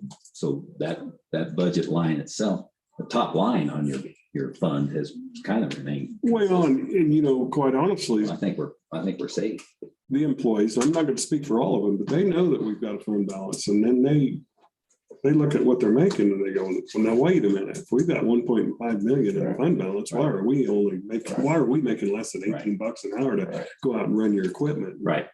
And if I was the road and bridge supervisor, I'd be quick to tell them, make them understand that the reason you have a fund balance is because the voters voted to spend money to improve the roads, not to increase salaries. But the voters do know that they have to pay to have somebody do it or the roads don't get done. So you have to walk that line. Well, part of that, that mill levy and what we get from UTEP is to fund the salary. Yeah. So, Right. and, if it takes, depleting the fund balance a little bit to get the wages up to where they should be. I mean, I'm all for that. Good job today. All right. Kevin, you still got a question going? I think to your point, Well, it would be sustainable. Mhm. One of the higher priced ones is sitting at this table now that left Road and Bridge. So I'm one of them that helped his budget. Because I was there 25 years. So, I was one of those higher echelon. There's probably a few more that will graduate too in the next year or two. I would have liked to have seen it maybe when you sent it to Braden, that you sent it to all of us. Yes and no, I guess. Yeah, It's, can I add on to that real quick? I was a little twisted up about that originally. And then I thought, well, wait a minute. He's a department head. Who should he send his salary stuff to? And then I kind of had to admit, probably to Braden. Goes to Braden. If Braden hadn't done what he did, then this conversation would be different. Braden would probably be sitting up here, right? So True. initially I had the same thought, Kevin, and then I got to Yeah. thinking, well, if nothing else, communication. The Yeah. process is there and. well, it isn't. We No, don't have a yes. process. No, for yes, that. we do, Tom. The process was the department heads put together a proposal, which Braden gathered up. And he proposed it to each department to us. It just was in the way this was presented. His afterthought on how to handle the raises was not known to us to discuss. And now, because I think it's fixed, I think it's a good discussion. Because we asked the questions, you brought it to us and it came across like, well, here's what he's doing, no matter what you do, it's already set. That's not the case. It was in his mind, still a proposal for us to consider, and we approve it no matter what anyway. So I'm glad we had this discussion, and I agree. It does, I think it's sustainable. Well, and it'll be another discussion. Kevin's got another point here, Braden does. Quick question. And your guys are aware that if this goes through, that the 2% is not added on top of that. Right. Okay. Yes, you handle the 2% within it, basically. And to your point though, Gary, I don't think your replacement will have anything to say about it. I've No, already approved the budget by the time. I'm saying that Next year. he as can do far it as the next year. process of raises and Right, things like that, right. would be a discussion to have with him. Yeah. That's a very good point, because in effect, your budget, when we looked at it, we bumped it by 2%. So it's included, and you just divided it up differently. They're not getting a 2% raise necessarily. They're getting whatever how it did up within your purview.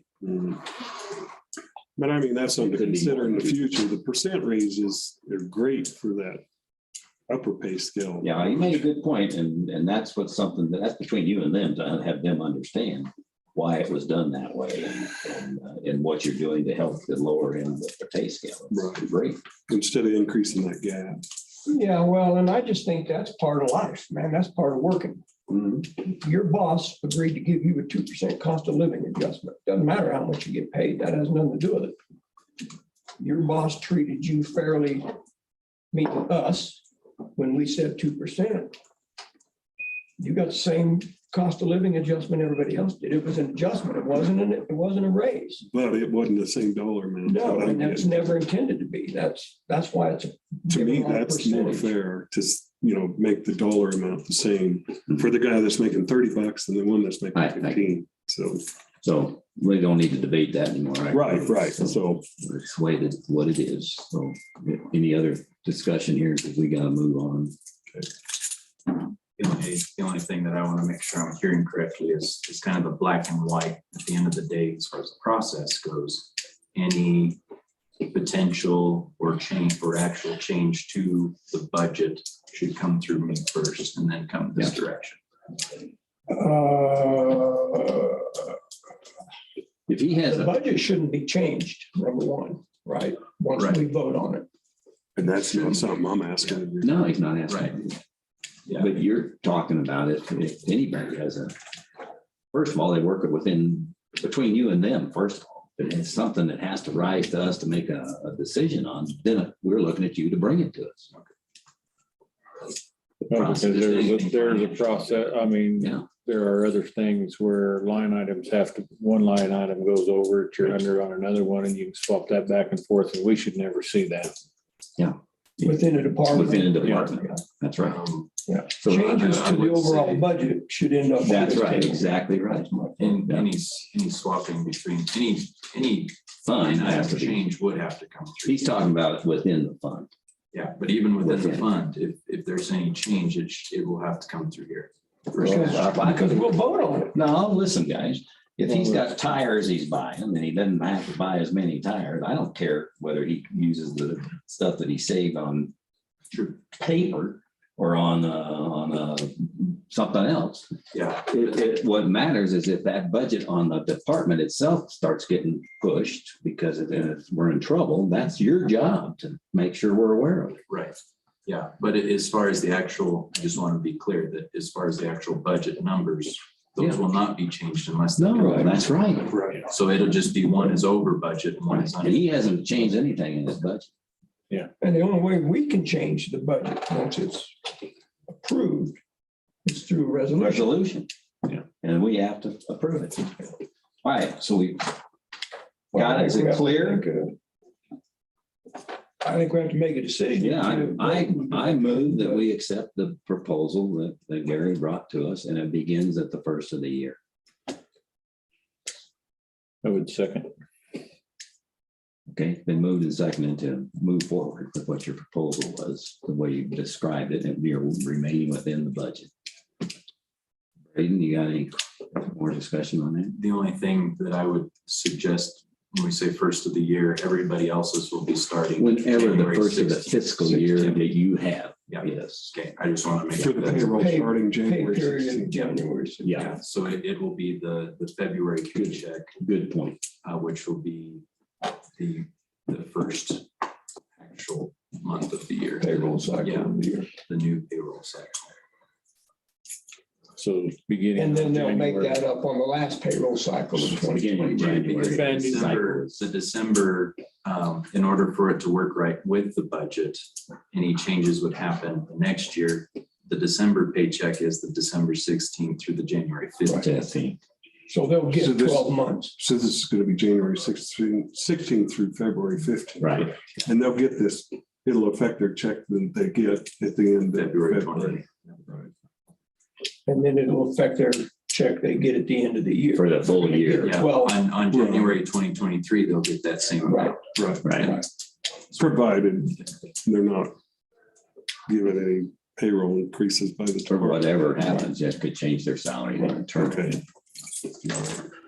Okay, any other discussion? All in favor, say aye, Tom. Aye. Kevin? Aye. Kanda? Thank you, sir. Appreciate it. Thank you. Thanks for coming. December 31. Your last day is still December 31. December. Oh, okay. Corresponding to the payroll. Yes. Yeah. Is who's online? Tracy, that's She's ready to go. ready to go. Okay, if you would like, I would like to take a break after Tracy. Okay. We can get through her. Is that okay? Yeah, we take one now. We can take it now, and I'm just thinking about Tracy. Oh, you're good. Whatever you gentlemen would like to Let's do is take, fine. let's take 5 and spin them down. We'll be back.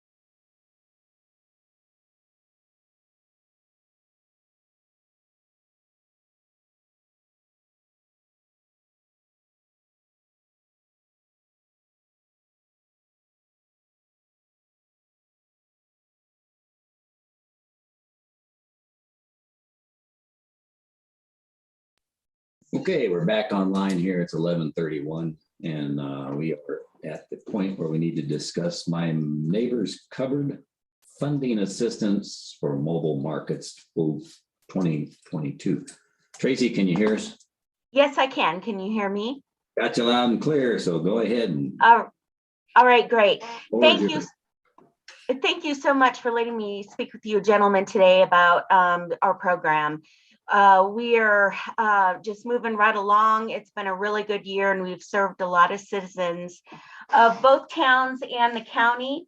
And our mobile market, which Commissioner Day graciously offered his time to help us on the November 11th truck, was tremendous. And I think he can speak to how busy we were that day and how many citizens we do serve. That truck in particular, we served 222 families, 529 people, 97 were veterans, and 109 were children. Food insecurity in Custer County is a real situation, and we are working really hard to address those concerns. What we would like to do for 2022 is do a mobile market each month. The cost of each truck is $700 per run. The food is free. We just are responsible for the cost of fuel and for the driver.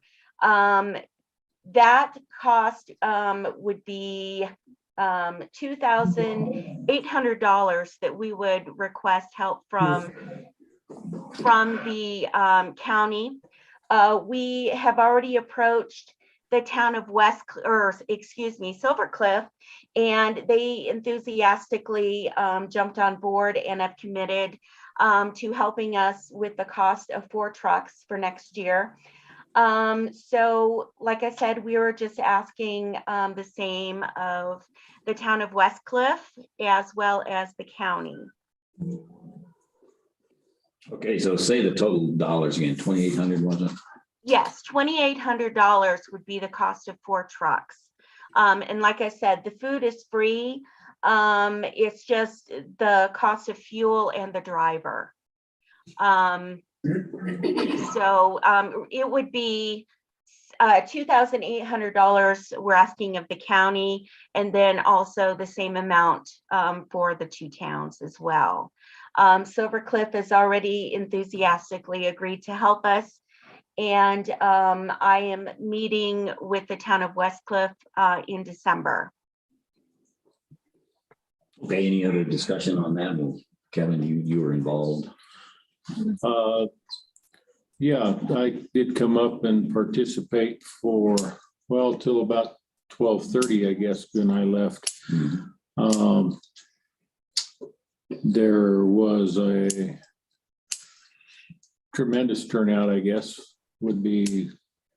I had not participated in one before.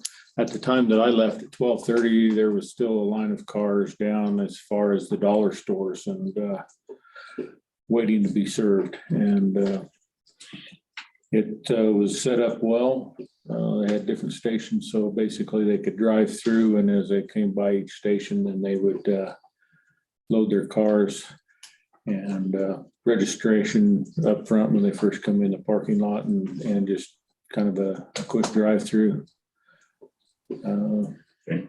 So I thought it was well run. Good. I have a question, Tracy, and Tom's got his calculator out. I think he'll have one. The 3 towns and us together, that's $8,400 money. How much? What does that cover? The whole year, 1 month, or 2 years? What's it do for us? $2,800 will cover 4 trucks. No. I'm asking a bigger picture. It's $8,400 total. I don't care how many trucks it takes. Right. And is it yearly? Is that what you're going to run it for the full year? And yes, that is for fiscal year 2022. And how do they come up once a month or every other week or what? Yes, that is what we would like to do for 2022, is run one every month. Okay.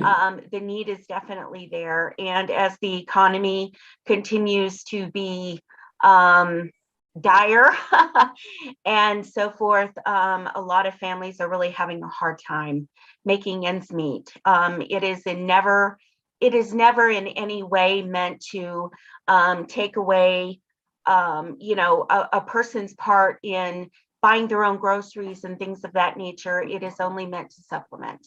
Okay, and then the last question I have for right now is it just, are people from other counties crashing our line? We do have some from Cotopaxi, but that is generally where most of our cars come from, the large majority. And the only reason Cotopaxi comes up here is it's a lot closer for them to be here than it is to go down to Penrose. Okay, so you've accounted for that in your budget, apparently. Yes. Okay, all I have for now, Tom. Thanks for being on this morning, Tracy, and thanks for taking our questions. So your request to the county, $2,800, is to fund 4 trucks? That is correct. Trips? 4 trucks. 4 trucks. Okay, I'm a little confused about what 4 trucks means versus how many trips. Well, it's 4 times up here, so it would be for 4 months. Each of the entities would be funding 4 trucks. The 1 truck a meaning- month? Correct. Well, yeah, if we understood and knew it was 1 truck per trip, then we could say, okay, it's going to be 4 trips, right? Correct. Okay. 4 months. And so you're wanting the 3 entities to subsidize a third of the year. Correct. And who's been paying for this cost up until your request? We're getting donations from generous citizens. We've had generous donations from St. Luke's Church, and just like I said, people in the public have been helping with that. And then for the record, when you say we, you mean my neighbor's cupboard out of Penrose? Custer County. We are a branch. Pardon me? We are a branch of my neighbor's cupboard out of Penrose. But funded separate. Correct. That is correct. So what's the total budget then? Are there still people donating? So you're running more than 4 trucks or 1 truck a month then, is that right or not? Are we taking over the whole load here, the 3? Not at all. What would happen was we wouldn't as strenuously beg for donations for the trucks before they happen.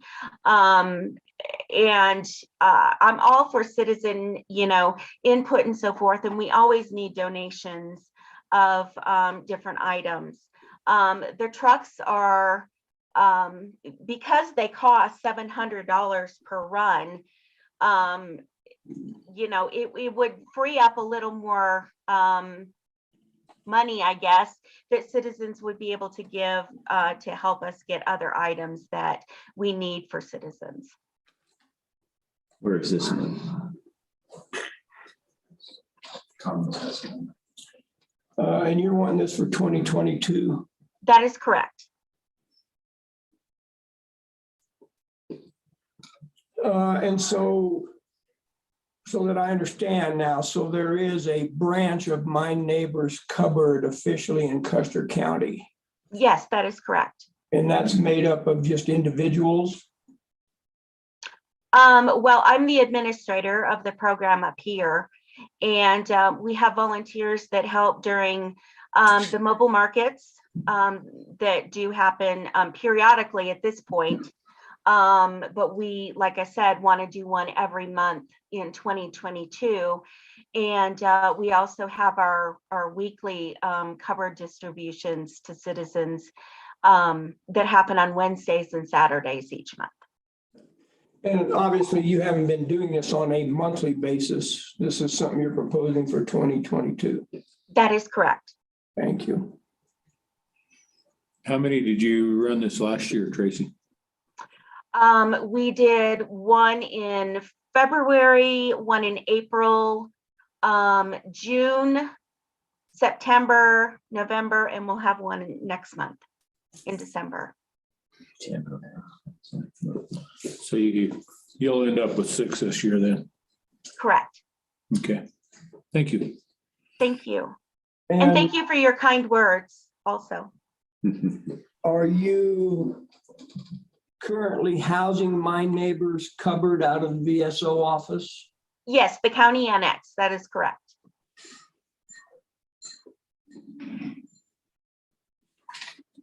I think,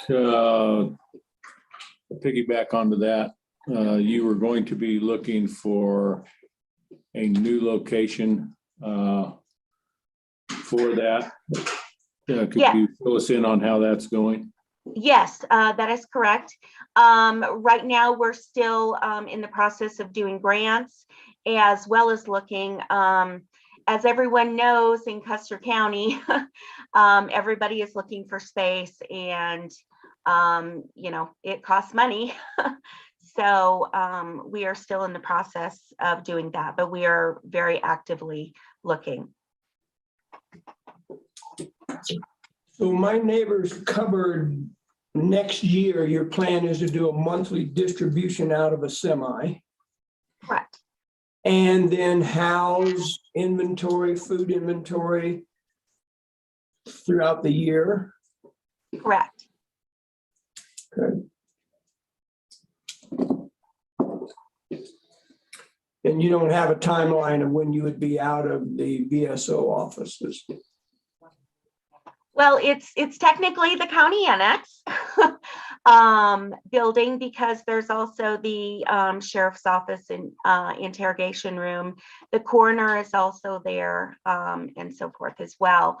Very aware of that, Tracy. Thank you. Yeah. Sure. My mistake. No problem. I completely understand. But yes, at this time, we are still seeking to use that space. But I am working diligently and very hard to find us space. So that is in the process. We're really growing out of our space. So it's a need as well as a want as soon as we can.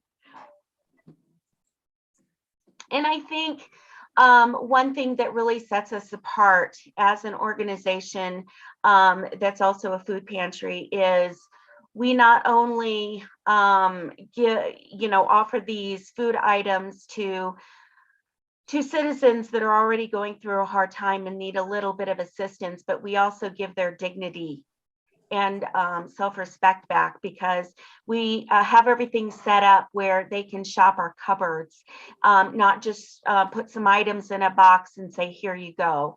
If people need prayer, if they need to talk, we're there. If people want to come in and sit down a little bit longer than what we are open or so forth, we are also there. So we try to nurture not only their hearts and their stomachs, but also their soul. As I recall from a request made to the Coronavirus Relief Fund, some lady's in charge of this, My Neighbor's Cupboard, is that correct? Well, I'm the local administrator of it, but that is Amanda Sudoff, and she is in Penrose. Okay, yeah, I think I didn't have any idea what the name was. Amanda. Sure. Sudoff. It's SUDDOTH.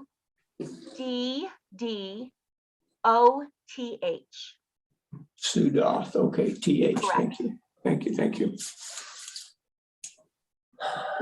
Okay, I think we're good. Or I am anyway. Kevin, you got any other comments? No, I think we covered it here. So where's the cash coming from? Braden? We have some money in community outreach. How much? 4,000, something like that. 57. Well, yeah, that's that's for 2021. for 2021. I don't remember what we budgeted for 2022. We went up to 10, I think. So that this wouldn't be something that's happening this year, it No. would be for next year. Right. And Tracy, I'm sorry, just another quick thought. Do you Sure. anticipate coming to the commissioners every year for this request, or is this a one-off deal? I'm honestly not sure. I can't say either way, but I think that maybe every year or as long as our economy is stinking. There's just a lot of citizens that are really going through a really rough time and just needing a little extra help. And we're trying to fill that that need. So like I said, I honestly can't say if it's a yearly thing. I think maybe it might be. Well, let me tag on to that then, Tracy, because I have two things. One is I see it as an annual thing for you. You have an annual budget that you're trying to build. You have two main sources. One is generous citizens, and the other is a generous town, two towns in the county. And I see that you would be coming to the government, we'll call it that, because the municipalities and us, to augment what you can't raise or project you can't or would need. Correct. So that amount you're telling us is not going to be $28,000, 28,000 each, or 2,800 each year. It could be less, could be more. Correct. That's sort of what you're saying. I get that. And then the issue that I have is not an issue really. It's just I worry about we are a generous county, and we're the veterans people all around us recognize that. Not only that, but so from a human services point of view, we're well known around all the surrounding counties. Think that we really have a great program up here. At least that's what the director of human resources tells me. Services. Anyway, so I just if it keeps rising and our citizens impacted by it would be decreasing, I would like to know that each year as you bring things to us, what the percentages are. Oh, absolutely. And then, but I think it's a worthy thing, and where it's coming from would be next year's budget that we've budgeted some money for already. And so the tune of $2,800, I think is reasonable from my point of view right now. Is there a reason this wouldn't be something to consider under the Conservation Trust Fund? I don't know. Either now or in the future. Could be. I'm not sure it would be If eligible. it fits or not. He's asked about, would this be eligible under Conservation Trust Fund? I don't think it would be. I wonder if the ask wouldn't be better directed towards the American Rescue Plan funds this year.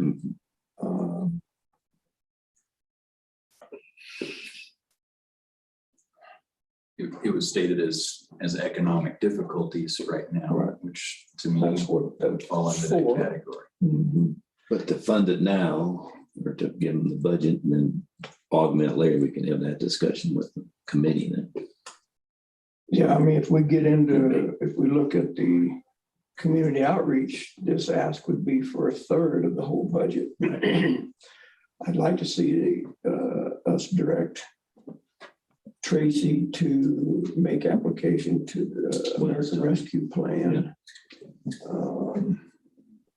Maybe with the caveat, we could reconsider a part or a portion or all of it if that doesn't get through the committee. So I think for now, I feel that we should go ahead and make a motion. I would move that we fund Tracy the $2,800 he's asking for, with the caveat that he that applied to the American Rescue Fund to backfill that possibly, because it is a need that we see. We can use the other money for outreach and other things we don't know about now. That's what I would like to see.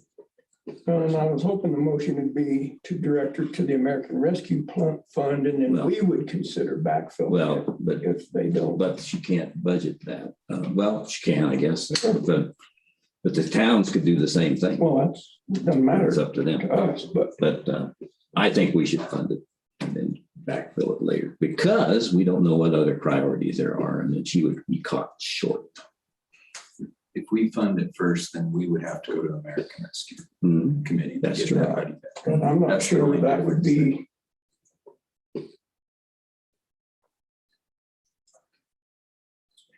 I don't know if we'd be eligible. I guess Well, we would if we, we stood the expense in a indirect manner, but I'd rather see them request it from the committee than the county. County's gonna have a lot of requests already, but that's right. it's whatever the board decides. I would certainly support directing Tracy to the American Rescue Fund, because I think that's what the money's for. Not thrilled about giving up a third of our total budgeted amount. Well, at some point, we will be giving up a third of it. Somebody will come in for 1,200, 1,500. Well, that wouldn't be a third of it. That'd be No, that's 10%. 28. They could come up with 28. I don't know. It's just betting on the company. Anyway, that's my motion. Unless we had a larger budget in that particular fund, rather than if we knew this going ahead, we could have a larger budget That's true. when we finalized our budget. And we can still augment that budget next year. And I think we'll be able to, because the way it looked to me, we've got a pretty good start. Go ahead. Can I ask a quick question to Tracy? In regards to Penrose, you mentioned like Cotopaxi. Does Penrose remunerate any of those funds? Remuneration, how do you say that? Does Penrose help offset some of that cost, or does Penrose take some of the costs for Custer County on the whole anyway? No, we're responsible for our trucks for up here.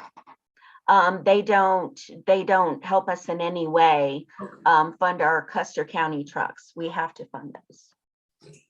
If I'm answering and understanding your question correctly.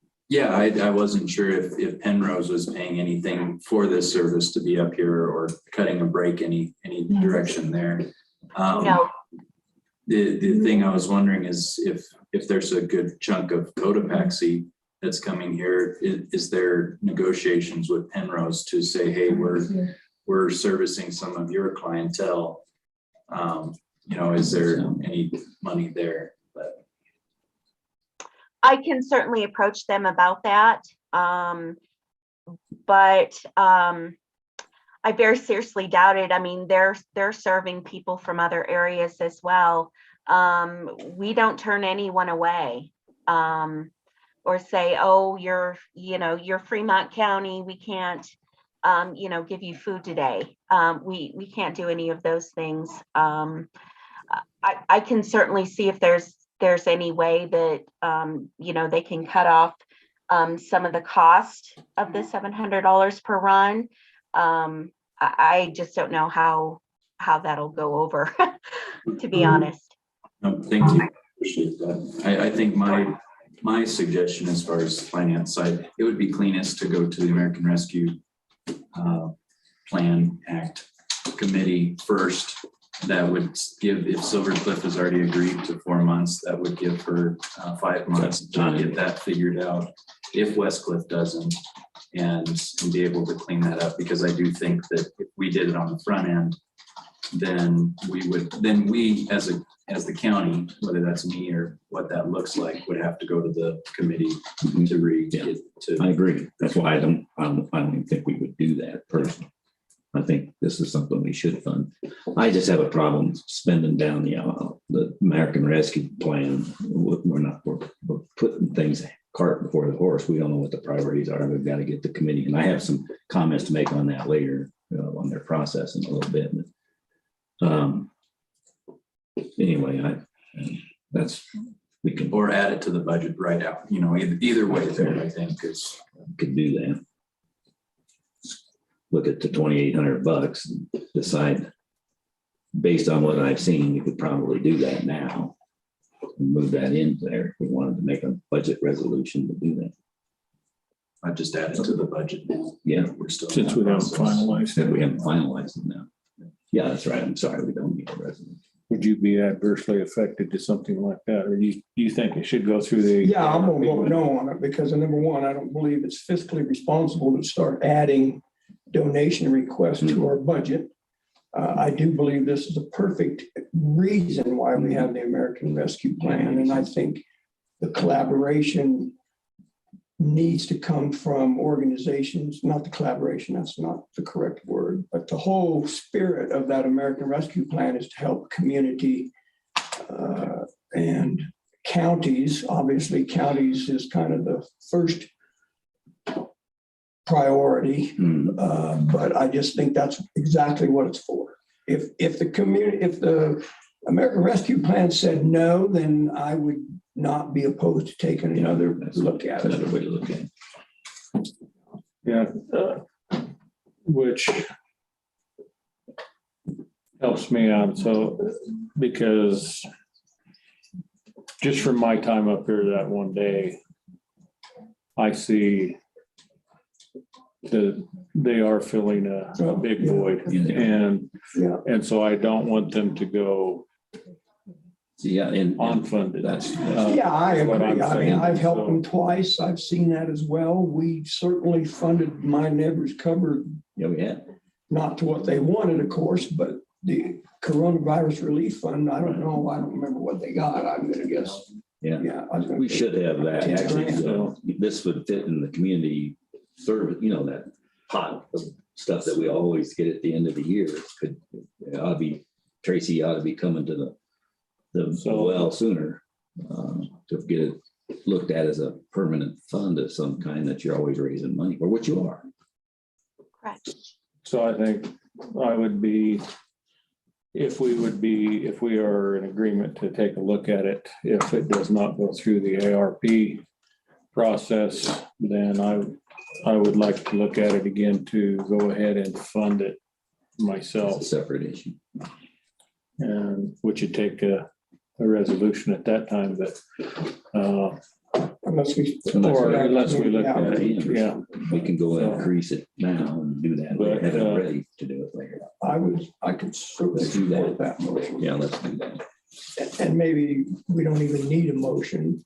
Let's just have him add it to this, look at the budget now, do exactly what you said. Let's wait, see what the ARPA guys do with it. And we'll have the outreach fund there to look at later. To decide to pull So it wouldn't need to be. it. We'll need nothing the needs to be resolution. added at this. No, I don't No. think so. I think we just, if we're in agreement, if we got to take a vote to find out and we're in agreement, No, that's we're gonna fine. have But to, but I think. I would think, Tracy, I would recommend that Maybe you, Tina, I'll call you. that you get touch base with the American Rescue Plan Committee, of which Andrew Zeller is the chair of that committee. Okay. An application, they'll have an application. And well, we still don't have a date yet set to finalize that I application want to talk about process, that here. but in a minute. we will be doing that probably before the end of the year is my guess. Okay.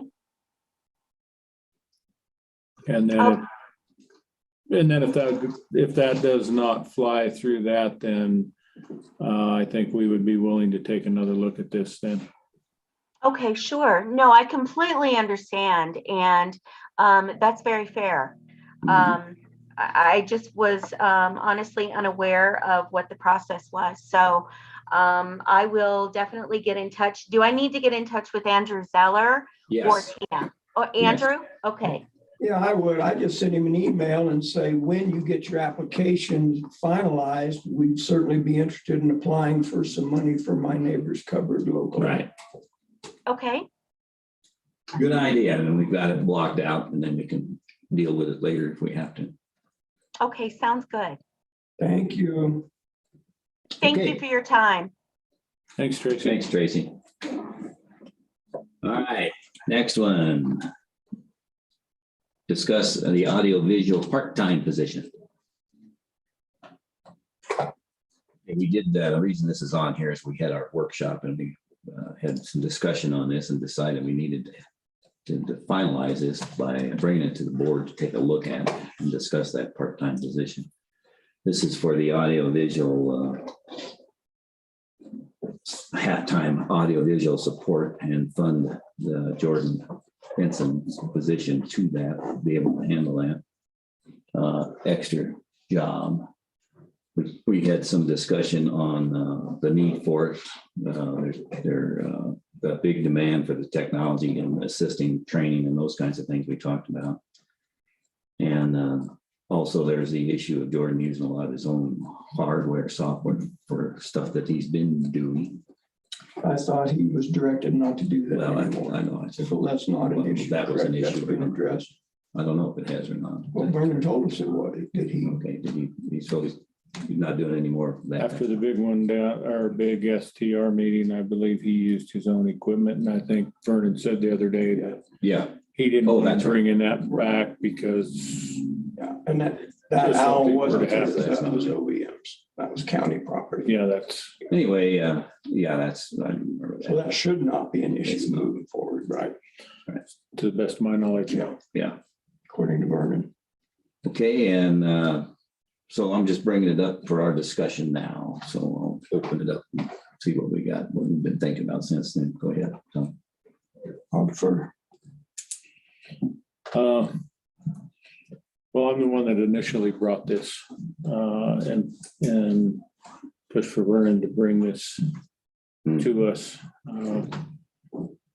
And I feel that we could utilize him in different areas like that. You said as far as even little short training videos, there is a lot more of the audio visual moving forward on a lot of the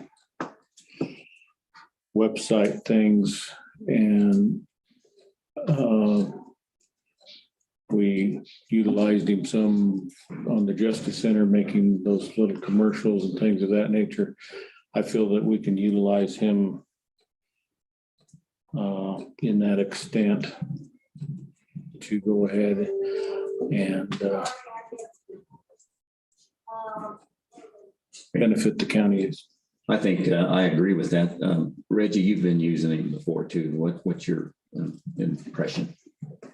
Well, I think we have to determine if we want to move the county forward and bring us up to speed with the ability to continue to communicate in all those ways that are becoming the norm, which is social media, video training, and that type of thing. And I think we do want to move in that direction.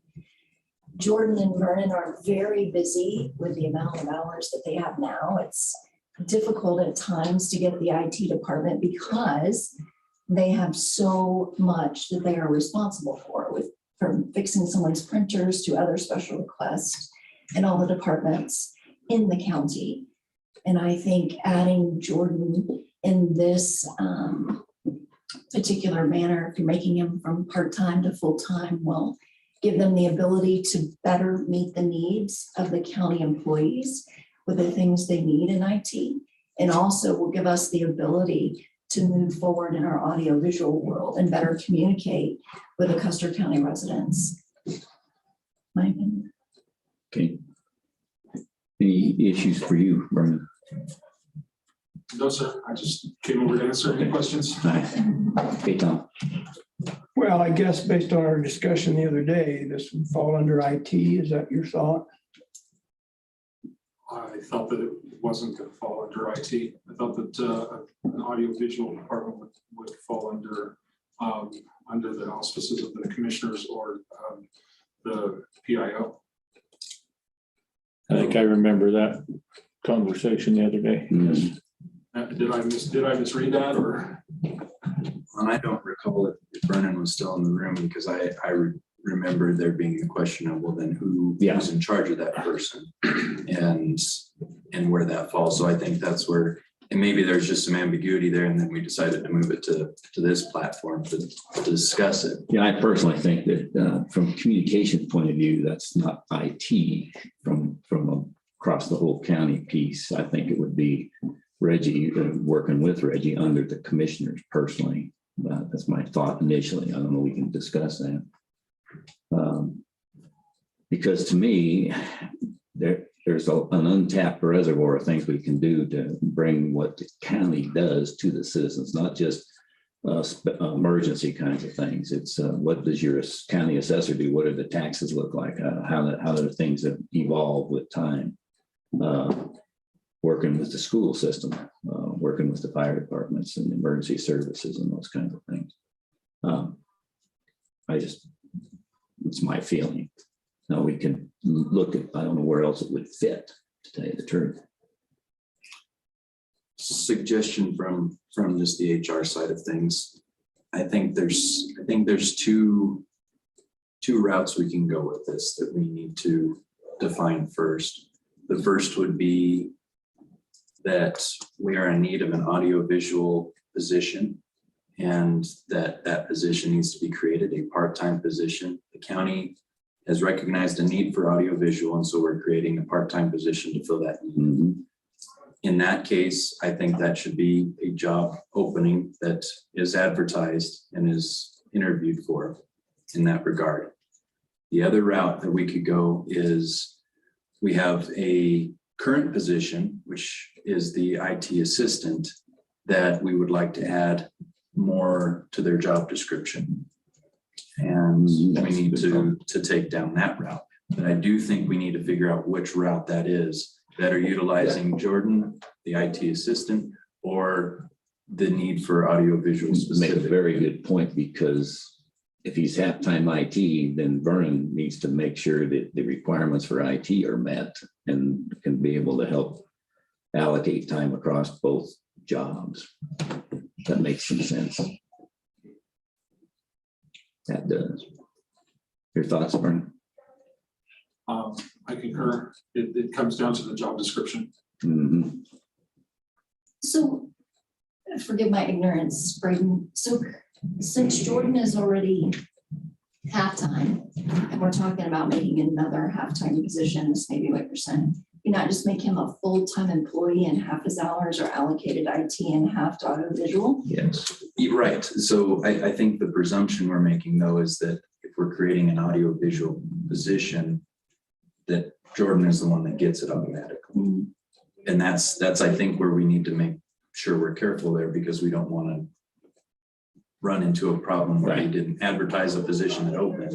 So if we don't want to advertise a position, then it would be truly a change of the job description in IT. Yeah, they do intertwine. I mean, they are related that way, technology-wise. Yeah, in my mind, it's an extension of what he's already doing. It's just giving him the hours to do what needs to be done. The job description. Right. Yeah. Right. And in either case, should he get, if we were to open that position and he get it, he would become the full-time position due to the number of hours he works for the county, even just 2 separate jobs. Right. That's just the way I see that. Well, I'm glad you brought up the point, because it's exactly what we need to discuss. Either we're going to hire him full-time, or we're going to create a position for the county. Two different things completely. What's the financial impact here? What kind of money are we talking? It's, I think in either case is going to be $25,000 to $30,000 increase. Right. Salary. And that would include the big thing would be insurance there.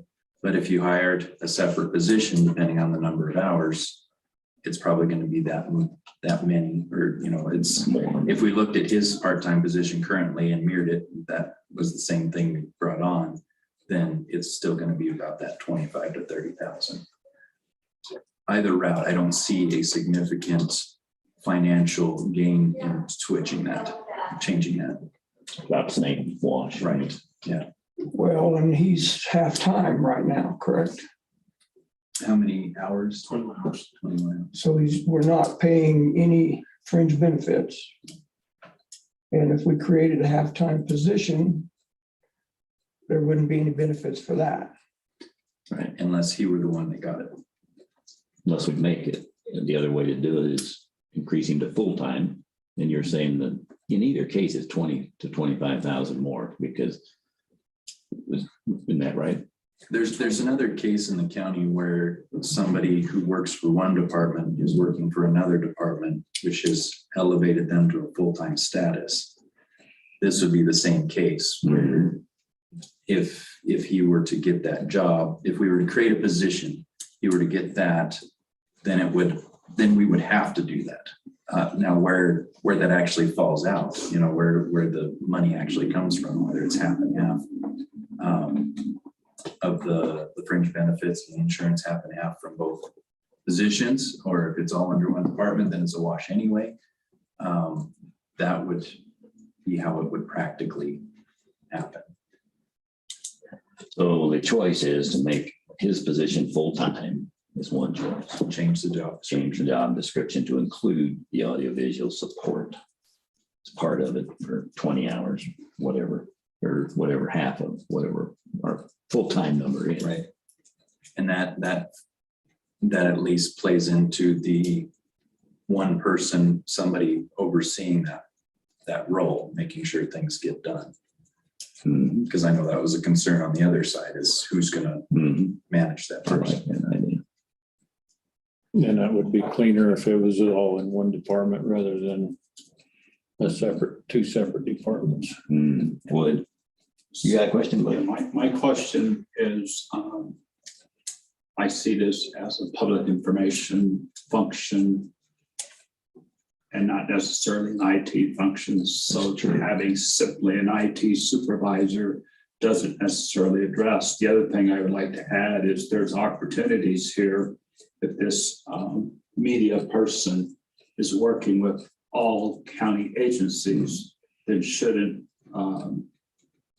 other department heads contribute to the funding of the position? I just throw that out because if there was a percentage of that person's time that they would be working for emergency management, then I would be willing to contribute a portion of the pay. But if I was to contribute a portion of the pay, then there's federal rules and regs that would apply and how the person is hired and how that person is paid. Okay, you make a good point, but we're already doing that with his position. He's servicing all the agencies for the county. We're already doing it with the PIO. And that's why they report to the commissioners, because and where that budget would come from would be to fund them, we would decrement you anyway. I'm just being facetious, but in the budget cycle, that's what you do. You try to balance the budget with what you've got. So, but what you're saying is you see obviously you see a use for that position across the county. I see a use for the position. We also see a funding mechanism where a portion of that salary could possibly be grant funded. Like say 5-10% of it could be grant funded. But in order to be grant funded, there are requirements that have to be met in the hiring of the position. Right. And when we had our workshop, we were talking about that initially, because I know that from right now point of view, the public health agency has looked into whether that's possible to fund under one of the grants. I can't remember which one it was. To follow up on that, they could fund part of it now, but that goes away. So in that case, those grants fluctuate with whatever the issue is. But to Adrian's point, if they needed to do some sort of training video, or public health needed to do some sort of public information awareness piece, right? Then maybe that's right, worth the thought of a $30 an hour, or something like that. I don't know how you break that down. That was the this original position thought. Can be kind of subletted out amongst the county or other places and can be somewhat of a revenue source. Even if it's within the county, it's taking advantage of those grants. True. The correct way, I guess.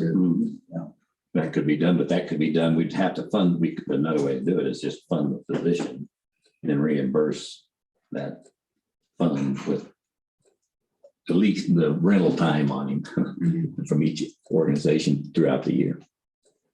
Yeah. Charge that time off to reimburse it that way. Anyway, it's a thought. I still believe that we need that position, or that capability. Quit calling it a position. Maybe it's how we get there with that that kind of expertise.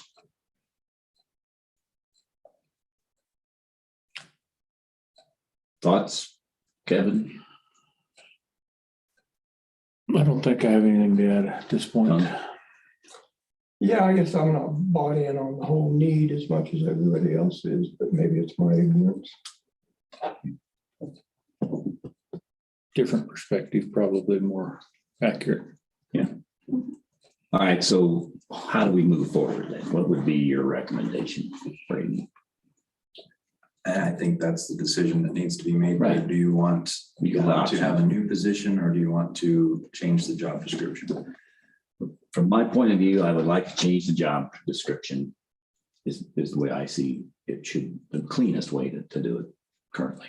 We can look at ways to fund it, reimburse the funding for it by use of that position through different parts of the county as we go along during the year. I think we can discuss that at any time. But we need to set it up, and I think, do we have the money to do that now is the question, the 25K to increase that position, that amount. At this point, I would say we just continue to eat into that fund balance. Is what that looks like. Which is how much? Yeah. We said 3.5 million, right? We were going to be over something like 212,000 for the general fund, so it would be $237,000 to eat into. Yeah. Do you want to put that together with Vernon and come back to us in our next meeting with a proposal on what we could consider rather than inventing it on the fly? With numbers and process. Our next meeting, we have a meeting. So the 7th, and then the 8th, we would vote on the final budget. Well, the final budget will probably be done budget on paper way before the 7th or 8th, huh? Yeah, well, we'll know what it is. Vernon, have a question. Go ahead, Vernon. I was going to suggest that I write up, pull the job description, write up an expanded job description that we could present to you as a roadmap to move forward. Okay, that's a good idea. And then we need to know, that way we know what the fund balance is. We know what we're doing. We're not just winging it.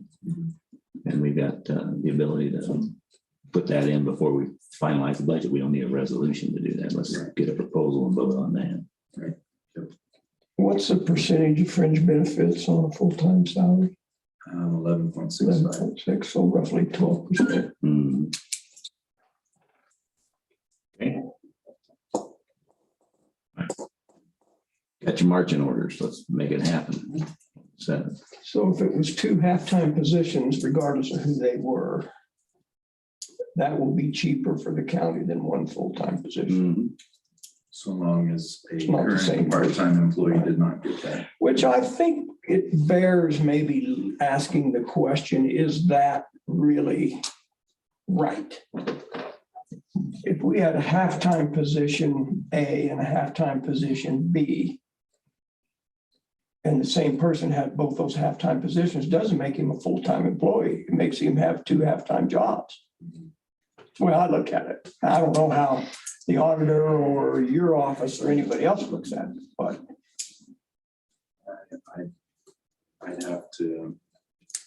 I don't know, because it's happening to me doesn't necessarily mean it's accurate. Yeah. Yeah, I think the way the policy says it right now is a county employee that's working over 30 hours is full-time. And so we would have to change the policy to say a department employee, if nothing else, to make the policy correct. Right. And whether there's actual laws outside of that, I'm not. Yeah, and I was thinking above the personnel policy, but Okay. All right, well, still stands, get the job, we have to have a job description. Let's see what it is. And then let's take a look at the money. Bring it back on the 7th. well, I think Brady's point was, I got his point. no, you do? Yeah. Okay. The budget's gonna be prepped before Well, the. yeah, it'll be, in my opinion, it'll be too late, but that's just. Well, not the way I thought we had agreed. I thought that was the right thing to do or not. So long as that's the only change that we have, that shouldn't be an issue, whatever is decided the 7th to make that Right. adjustment and have the final budget on the 8th. Yeah. We need to see it. And then let's discuss it and we'll vote on it.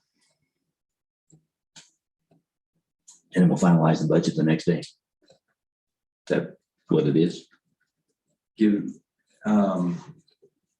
Vernon, I don't say this out of any comment on competency or anything like that, but do you have what you need to make the audio visual? Like, or is that something else we should be asking somebody else in this room to come up with? What are the duties that should be put on this person in the audio visual? Understanding. Okay. Okay. All right. All right, we're done with that for now. And is there any other items of business, Tom? I do have, not really an item of business and it's not public comment, so I put it in here. I think we need to put on an agenda consideration of a resolution on the 7th to deal with at least a resolution addressing some policies and procedures for OEM's grant processes, not only OEM, but EMPG grants, other grants that really funnel through OEM.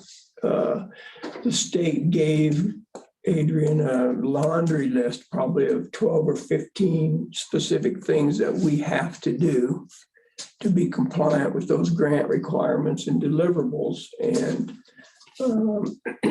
this is new. Adrian will bring a proposed resolution for us to consider. We don't have a policies and procedures manual, so we can't just adopt stuff to put in the policies and procedure manual, which I sat in on part of that meeting. That's what they expected us to have. They said, well, you need this in your policies and procedures manual. We don't have one. So my suggestion to Adrian in lieu of that was for us just to adopt a resolution. We can call it whatever. Did you get a chance to talk with Clint or no before he left? So I think if we had an action taken by the commissioners that Adrian could forward to his folks that are monitoring those grants, I think at least we'd be moving forward and getting him off the land because they want it by the end of the year. Wanted to close of business today, our response, we'll give them a response, right. Then I'll prepare a resolution that you can approve and say, we have a resolution coming to adopt this under resolution as we. So you have some templates of some kind you're going to use? Well, he's got a rough draft for us, but I said, I don't think we're ready to consider that yet. But to that end, I would move that we place on the agenda an item considering a resolution to cover the procedures to deal with specifically EMPG and Homeland Security Grant and other funding. So that's what I was going to ask. It needs to be a broader thing. Well, yeah, for but all they want grants, some really, specific language in there. But at for some point. specific grants, they'll have to be in. But you're looking at a broad grant process then that we would have for all kinds of applications. No, They're it not would just OEM. be for EMPG, Homeland Security, and other federal grants. Other OEM federal grants. Would that apply to public health grants? Some of them or all of them? I think at some point in the process, we would need to include those other agencies that receive federal Would grants. seem- Finally, can- That's not the thrust of what we're No, talking you've about. got an immediate need Right. because of this. I understand that. But it seems like whatever we'd come up with would be something we could tag onto and add addendums to do other grants with, right? Yeah. Process one. And the only reason I made the motion was so that Adrian could submit the minutes to those folks to let them know, yes, we are. I agree. So I second that motion. It's been moved and seconded to have the OEM present and prepare a consideration for a grant process for a EMP. What are the grants? OEM. MPG, Homeland Security, hazard mitigation are the 3 current grants that we're dealing with. The immediate need, period. Those 3 grants. And other funds as Federal grants. other grants as come along. Okay. It's been moved and seconded. Any other You good discussion? on that? Peggy, Want to repeat it? One complete sentence would be nice. I move that we put on the agenda, quote, consideration of a resolution to address policies and procedures for OEM grants, including EMPG, hazard mitigation, and Homeland Security. Homeland Security and other grants. HSEM grants. Okay. Doing that in shorthand. For Do sure. you have You a can shorthand notebook on that? I'd like to look at it. Well, mess her up. She's writing The it. line down the middle. I've Have you ever? seen those. My sister used to do I that. can't believe it. I've seen it. That's a foreign language. I don't know how they did it. Thank God I took typing in high school, not shorthand. Yes, same here. Got her, Peggy, you good with it? One more We can generation. clean that up after that. Kelly can listen You to it. should clean it up. Okay, it's been moved and seconded. Any other discussion on the process and policies for the OEMs grants, 3 specific grants, so EPA, MPG, HSG, and the hazard mitigation and other grants. All in favor, say aye. Tom, Aye. Kevin, Aye. Kanda, aye. So I will shoot Tina an email right now and ask her to include that. Okay,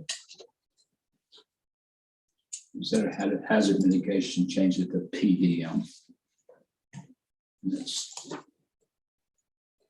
preparatory disaster mitigation company. You should have asked us. We could have told her I that. knew that already. Dang it. We just don't ever get to. Okay, any other items, Tom, Yes. of business or public comment? I want to confirm with Adrian while he's here. Our next scheduled training.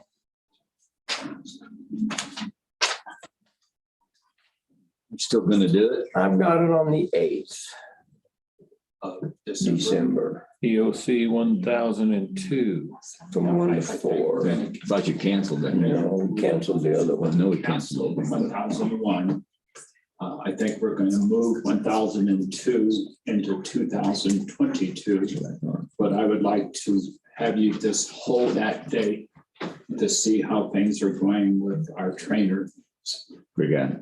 And then That's on the 18th. That was, seems like, still in the hospital. I know it. That's why I'm saying. We just need to, I just like to have you hold that date for now and let me get back to you when I speak with her this week. Yeah. And then we do have a workshop on the 16th, and I recognize that you are in meetings on the 17th, which would be the Friday morning after the workshop. And I don't think you necessarily have to be there unless you want to be there, but you can't be there on the 17th. And we were Correct. trying to snap. If we have an evening session, then we were going to have a morning session, then send him home. I think if you're there on the 16th and we have your input, that would be sufficient. And you wouldn't. On the 16th, is that evening? Yeah, that's an evening, kind of a dinner meeting. at Lang Hall, and then on the 17th, I could brief you on, and I would include your input on the 16th, on the 17th. I've written down the EIC, whatever that was on that day. I don't know what that is. I think that's what you have on the 16th. Yeah, this is in the evening What month? of December. Let me get to the right. So 16th of December, we have an evening hazard mitigation workshop. Hazard mitigation. And I'll be at Lang Hall. And we'll provide, we'll need social distancing plus there so that no one's concerned. It also will be Zoomed. And we will have, you know, items for folks to eat. So it's a working meeting. And then on the 17th, we have the working group meeting the following day to go over what the community input was. And then to kind of figure out our direction. We have a BOCC meeting. 16th starts at 6. 16th will start at 5:30. I won't be here. That's Okay. the community meeting. And then on the 17th will be the working group. What time on the working group? That'll be from, I think you said 9:30 or 9 to 10:30. We have a BOCC meeting. Yeah, you have the BOCC meeting, so you can't be at two places at once. Lang Hall. I'm not gonna be able to do the 16th.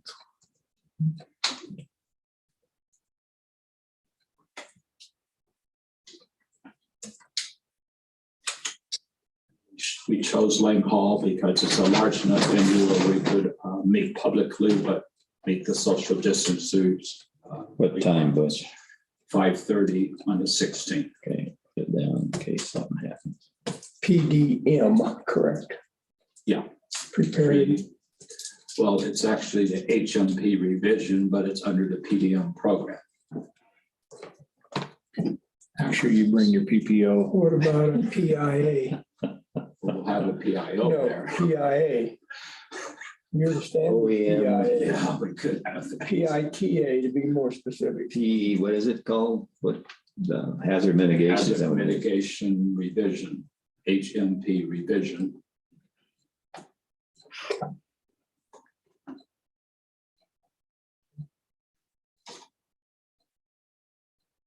Which uses PDM funding. Lang Hall. You throw one more of them out there, I'm putting your funding. I'm learning. It'll be less funding, won't it? Will you send us an email Yes, about both of those? yeah, you have the one, Right. 16th. Yeah. And then I'll resend those again to you. And this is 5 o'clock, you said. 5 o'clock for you, 5:30 for the rest of us. I like you said 5.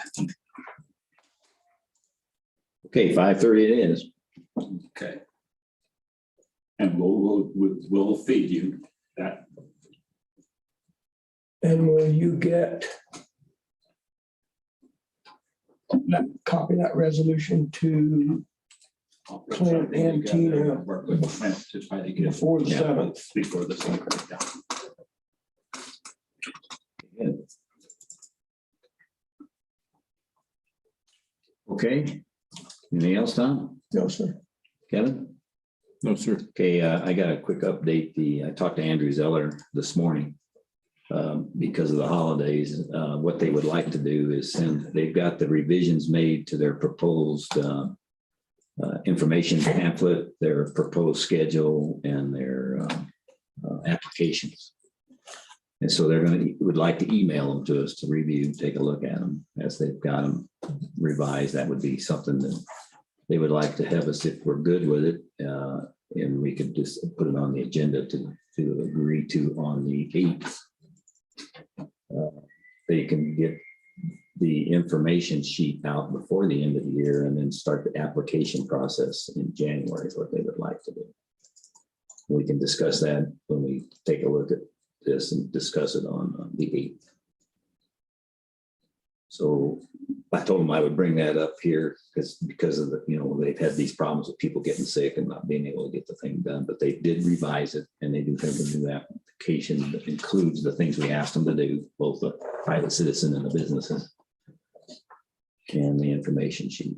But they're wanting to come to the board before we have a workshop with them. Yeah, they just did not want to do the workshop now until we took a look at this, and then if it warranted a workshop to go look at it, then they'll schedule that workshop before they put the application in. So we'll have their proposed applications now, we'll have their proposed information sheet, and we'll have their proposed schedule. And Yeah, then, I just thought we were gonna have a workshop We are. before we brought it to the board, well, so that we didn't have to go through it all at a board meeting. right, and they're hoping that we may not have to have that workshop if they wanted, because they wanted to keep the ball rolling, because they had this slow up, and it's hard to schedule that workshop between now and the end of the year. This is a way to get it done a little sooner. That was their proposal. That way, because nothing's gonna change for the discussion as far as they're concerned with the data they already have revised for us to consider. So I thought that was reasonable because of the timing and the vacation time and getting people together. But between now and the end of the year, we can get a handle of it. So any discussions on that, we can take a look at it and then discuss it on the 8th and decide whether we want to do the workshop and forget it that way, and or take a look at this and ask them to proceed and then schedule the workshop after the first of the year. So that the 8th is Wednesday.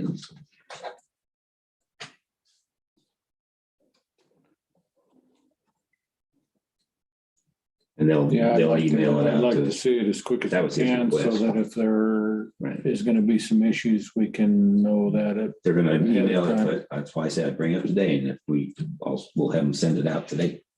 And then if there's gonna be an issue, then we can go ahead and That's just right. schedule a workshop. Right. Okay.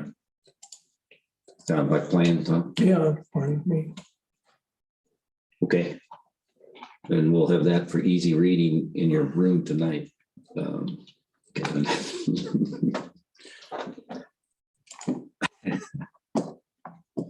And this got longer while I was here. Okay, we're good. They're gonna email out the documents that, and we'll go from there on the 8th.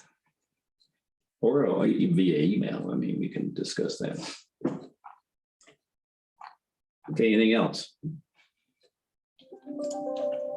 I guess that's all we need. I move we adjourn. Second. We move second to adjourn. All in favor, say aye. Tom. Aye. Kevin. Aye. Kanda, aye.